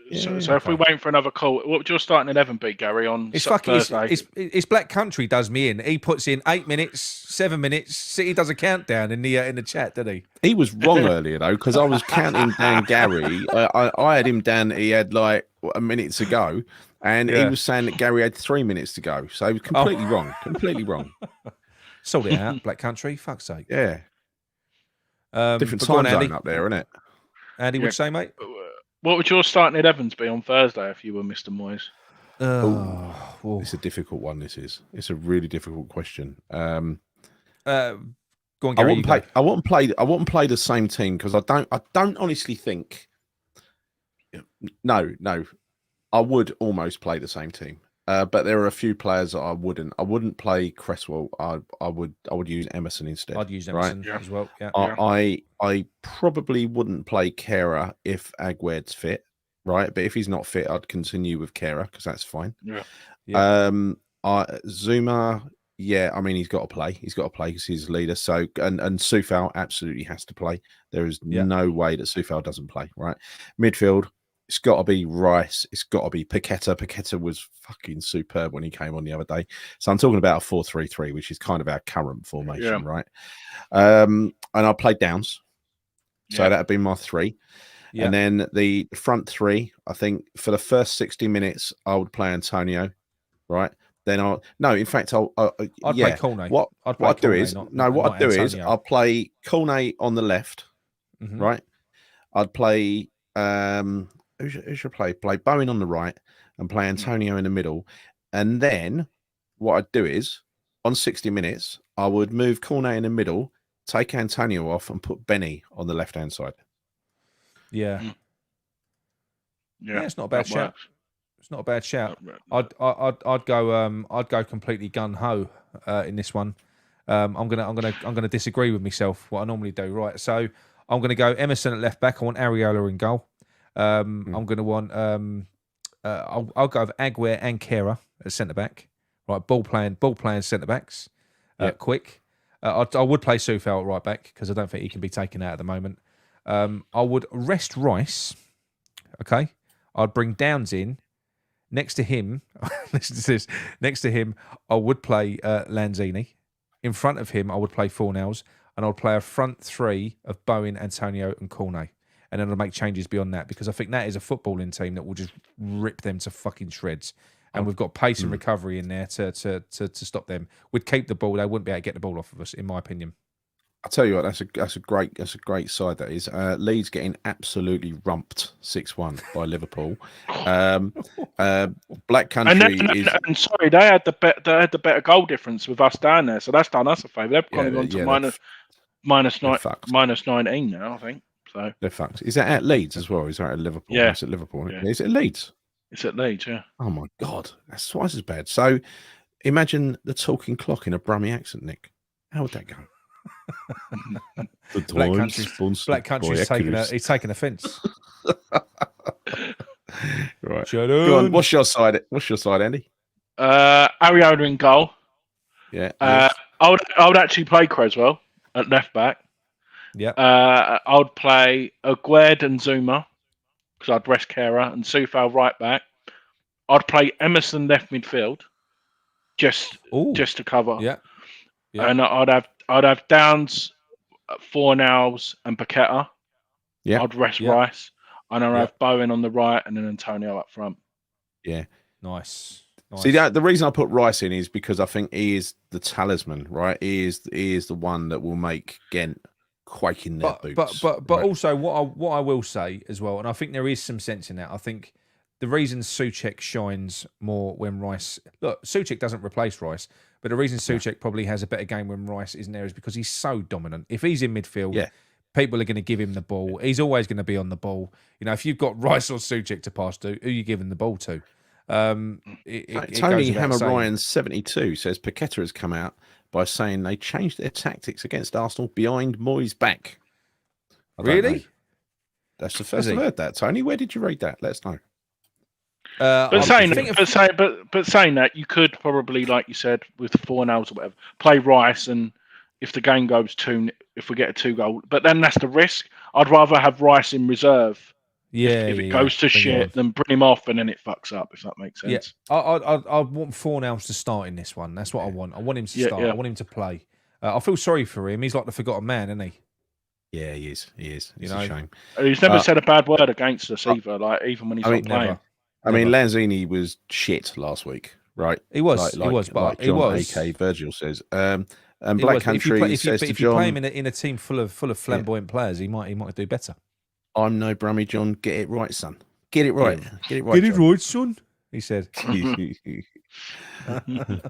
So we are very, very lucky at the moment that there are a number of very, very poor teams who seem to be worse than us down there, right? Yeah. We are. I can just see it. Like, I know we got the result yesterday at Arsenal. I can see us getting a result, like even a couple of draws against Liverpool. I know Liverpool are ramping leads at the minute, but I can see us getting a result at Man United or Liverpool at home. I can see us getting something out of both of them.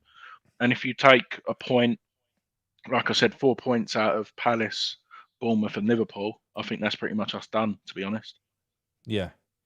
I think the tactics that he used against Arsenal, like I say, that was a kind of a classic Moyes tactic that should be effective. I'm not going to get you a result every time, of course it ain't, but it should make the lives of these top teams that want to come at you and leave space in behind. It should make their lives difficult because they do. You know that what Arsenal were doing yesterday. Really, that was a massive lack of respect. Bowen and Antonio had so much space to run into. So much space, you know, hitting those balls into the channels. You know, they were. That was a complete lack of respect in the way that they set up against us. So hopefully more teams do it. Yes, I think if Zinchenko played yesterday, I think Bowen would have had even more joy, and I think we may have won that game. Tini's just more of a defensive kind of player, I think. Yeah, he is. Garino, Liverpool run right this evening. Can't underestimate him. But yeah, you got to consider who they're playing against. And literally, you know, even though Leeds look quite good going forward, Garino, they are very vulnerable at the back. And Liverpool, after all, are very strong going forward, aren't they? I mean, they are. Yeah. They're the ones who have struggled with their defence this year, funny enough. You can have a bet on a Salah penalty against us, can't you? As well? Oh, he'll get a penalty. Of course he will. Yeah, every time. He's one win and a draw, and we're safe. Is that all? Probably sounds about right. Yeah, I think so. I think 34 points. 34 points could keep you safe. So Hammer 89. Let's stop having this conversation. If we go unbeaten until the end of the season, he stays. Does he stay? No, he goes. He goes. No, he he's goes. gone. Bye. See you later. He's gone. It's done. As far as I'm concerned, Company will take it away. Yeah, because look, the way that I see it, the Moyes experiment this season, it failed. They backed him with 200 million to transform the team. He's not really been able to get the best out of any of those players. He's proved that he can't change. He's proved that he can't do what he was asked to do. Therefore, if we're going to continue down that path, obviously they're going to need a new manager. But he's had to revert to type to try and get us over the line. I say revert to type. He ain't really fucking ever reverted from type, has he? But special mention, by the way, King Arthur Masuaku, the scorer of the Chelsea hilarious winner last year. He's gone. 2 million. They've signed him. Gosh. He's That's gone. 2 million we didn't think we were getting. The Shedheads. The Shedheads. What's that? The Shedheads. That video. Yeah, that is. Have you seen that guy? Where he does a selfie where he does a selfie with the woman, and she says, "Give us a shout out to Shedheads, shitheads." He goes, and they go, "No, Shedheads, shitheads." It goes on forever, doesn't it? So I don't say shitheads. Like we did this for the rest of the season, we'll pick up points we need. Yeah, we will. But we have that is key though. We do have to keep playing like that. Having said that, I'm in two minds because there are two ways that we could stay up. I think we could possibly. When we play like we did away to Fulham, right? You can't underestimate how difficult we are to break down, right? Against a crap side.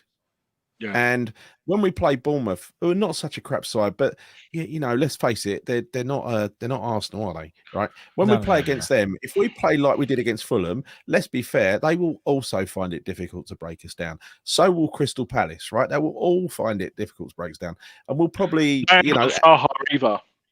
No. And then we've got Leeds at home, and we've seen how good Leeds are at the moment. And then we've got Leicester away. I mean, there are points to be gleaned there, right? So I'm not saying it's the only way to do it. Continue playing the way we did yesterday. It's just a preference of mine, right? And I think it's what he should do. And I think if we're going to be successful in a cup competition, that is the way he's got to play. Yeah, we can't. No one has ever defended themselves to winning a cup, have they? No. Who would you bring in if you was a chairman? What manager wise? With the available managers at the moment, look, there's loads of them. I just want a progressive manager. But do you know, I've talked myself into Brendan Rodgers. I would like Brendan Rodgers. I'd like Brendan Rodgers, but I also like the sound of that. I was quite turned on by him the other day. What's his name? That Arnie. What's his name over in Holland? Is it? Oh, the final manager. Yeah. Good player. Good manager by looks of it. Progressive, exactly what we're looking for. So look, anyone like that, really, anyone like that. I mean it. See, I want Carrick. I want Carrick or Rodgers. I'd love Carrick. I'd love Rodgers. I'd love Potter. I'm easily pleased, Andy. I'm easily pleased. Yeah, you're a wizard, Gary. This question here from Garino. Last two games games we faced Leicester and Leeds. You can win one, lose one. Who do you want to stay up out of those two? For me, I would choose Leeds to stay up because I don't mind Leeds. I think they're a decent team, and we've got some of their fans that do follow us on here as well, and they're all lovely people. Yeah. So Leeds for me. Leicester can do one. They've had a few years success. Now they can piss off back to the doldrums again, can't they? Arnie Slot is the man. Arnie Slot, right? So that's the Dutch manager. So what I'd like is listen, I don't dislike Leicester. They did really well. Done some amazing things like winning the domestic treble. That's amazing. We're jealous of that, right? I'm jealous of that. We'll never do that. It's fantastic. And they gave us a great season as like, to be able to see a team like Leicester win the Premier League was amazing. But they can fuck off with their clappers, though. That gets on my fucking They can fuck off with their clappers. And when you go there, it's a bit of that shouldn't be allowed. It's a bit of a two-bob experience, I must admit, getting baited by young teenagers and stuff like that. Not me personally, but it's a very nasty, tetchy atmosphere over there. And also Jamie Vardy. I do take, I take the players baiting us. I take players baiting us very seriously because I droned on about what's his name the other week who took the piss out of us, the Newcastle striker. Wilson. Right? Yeah, Wilson. But Jamie Vardy, whenever he's scored against us, he's always done that, right? Yeah, so what I'd like to see last game of the season is we beat them at their place, send them down, and and everyone in our crowd do that to Jamie Vardy. Do that. Absolutely.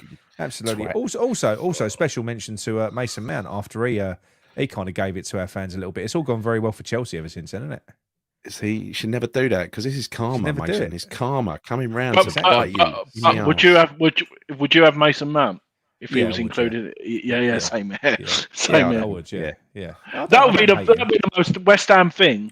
Deck will go to Chelsea and we get Mount. I know. Lingard, that didn't go well, did it? Lingard, I mean, fucking hell, he looked like a shadow of himself. I mean, he didn't look like a shadow of himself. He looked like a fat version of his old self when he came on for Forest with 3 minutes to go yesterday. He did. He looked like putting a bit of timber. And then I thought, I'll have a look at his Twitter feed, right? And in his Twitter feed, all he's had recently is this Jay Ling shit he does. What's it, Jay Ling's thing he does?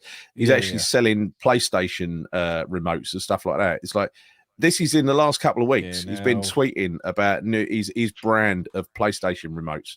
It's like, what are you doing, mate? What are you doing? We dodged a bullet. Basically, we had the best 6 months of Jesse Lingard's entire career because he had a point to prove. He wanted to get back into the England team and he wanted to get himself a decent move away. We basically that's it. We basically had the best 6 months of his career. Never fall in love with a lone player. No, never. Dougie Montana keeps saying, I think it's the second time he's asked, how would you spend the Rice money? James Ward-Prowse and Conor Gallagher. Yeah. James Ward-Prowse and Conor Gallagher for me. I'll go and get both. I'll tell you what, it would be nice to have someone that can take a free kick. So James Ward-Prowse would get my vote.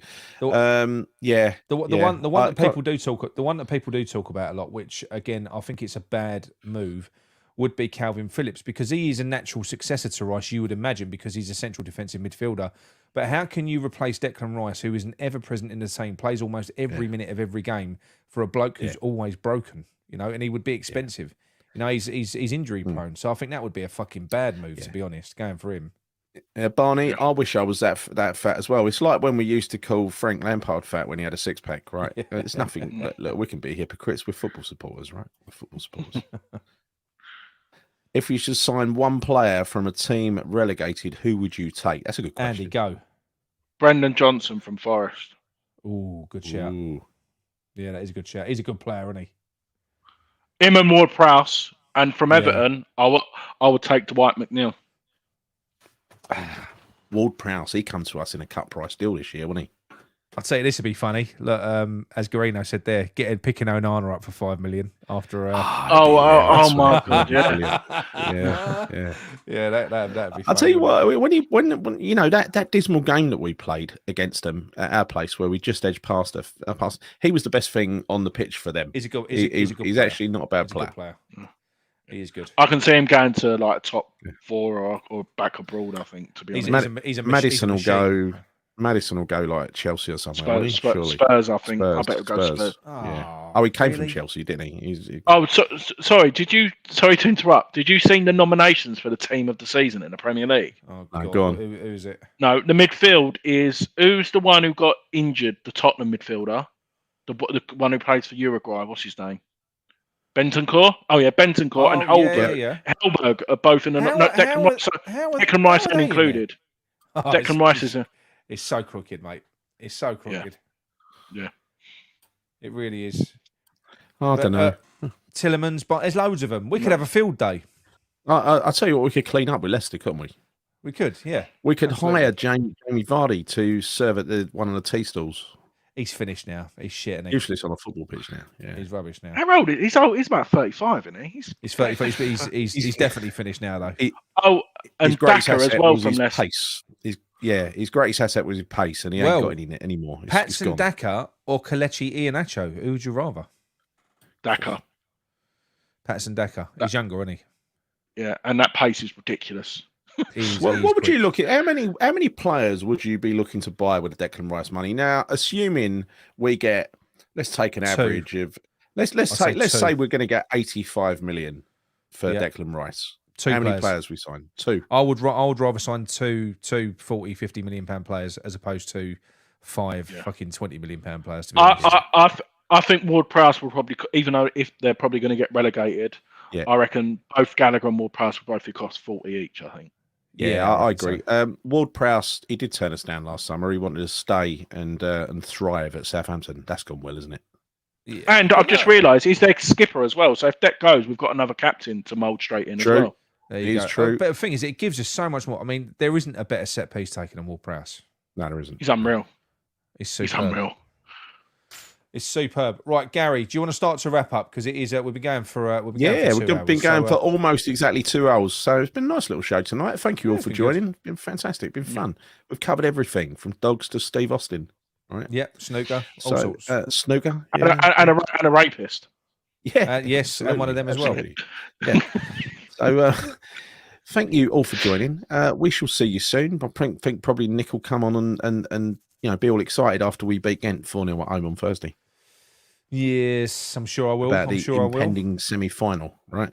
Until next time, see you soon. Thank you, Andy, for joining us, by the way. Thank you, Andy. You're welcome. Thanks for having me on. Cheers, mate. See you soon, and come on, you irons. Yeah, you heads.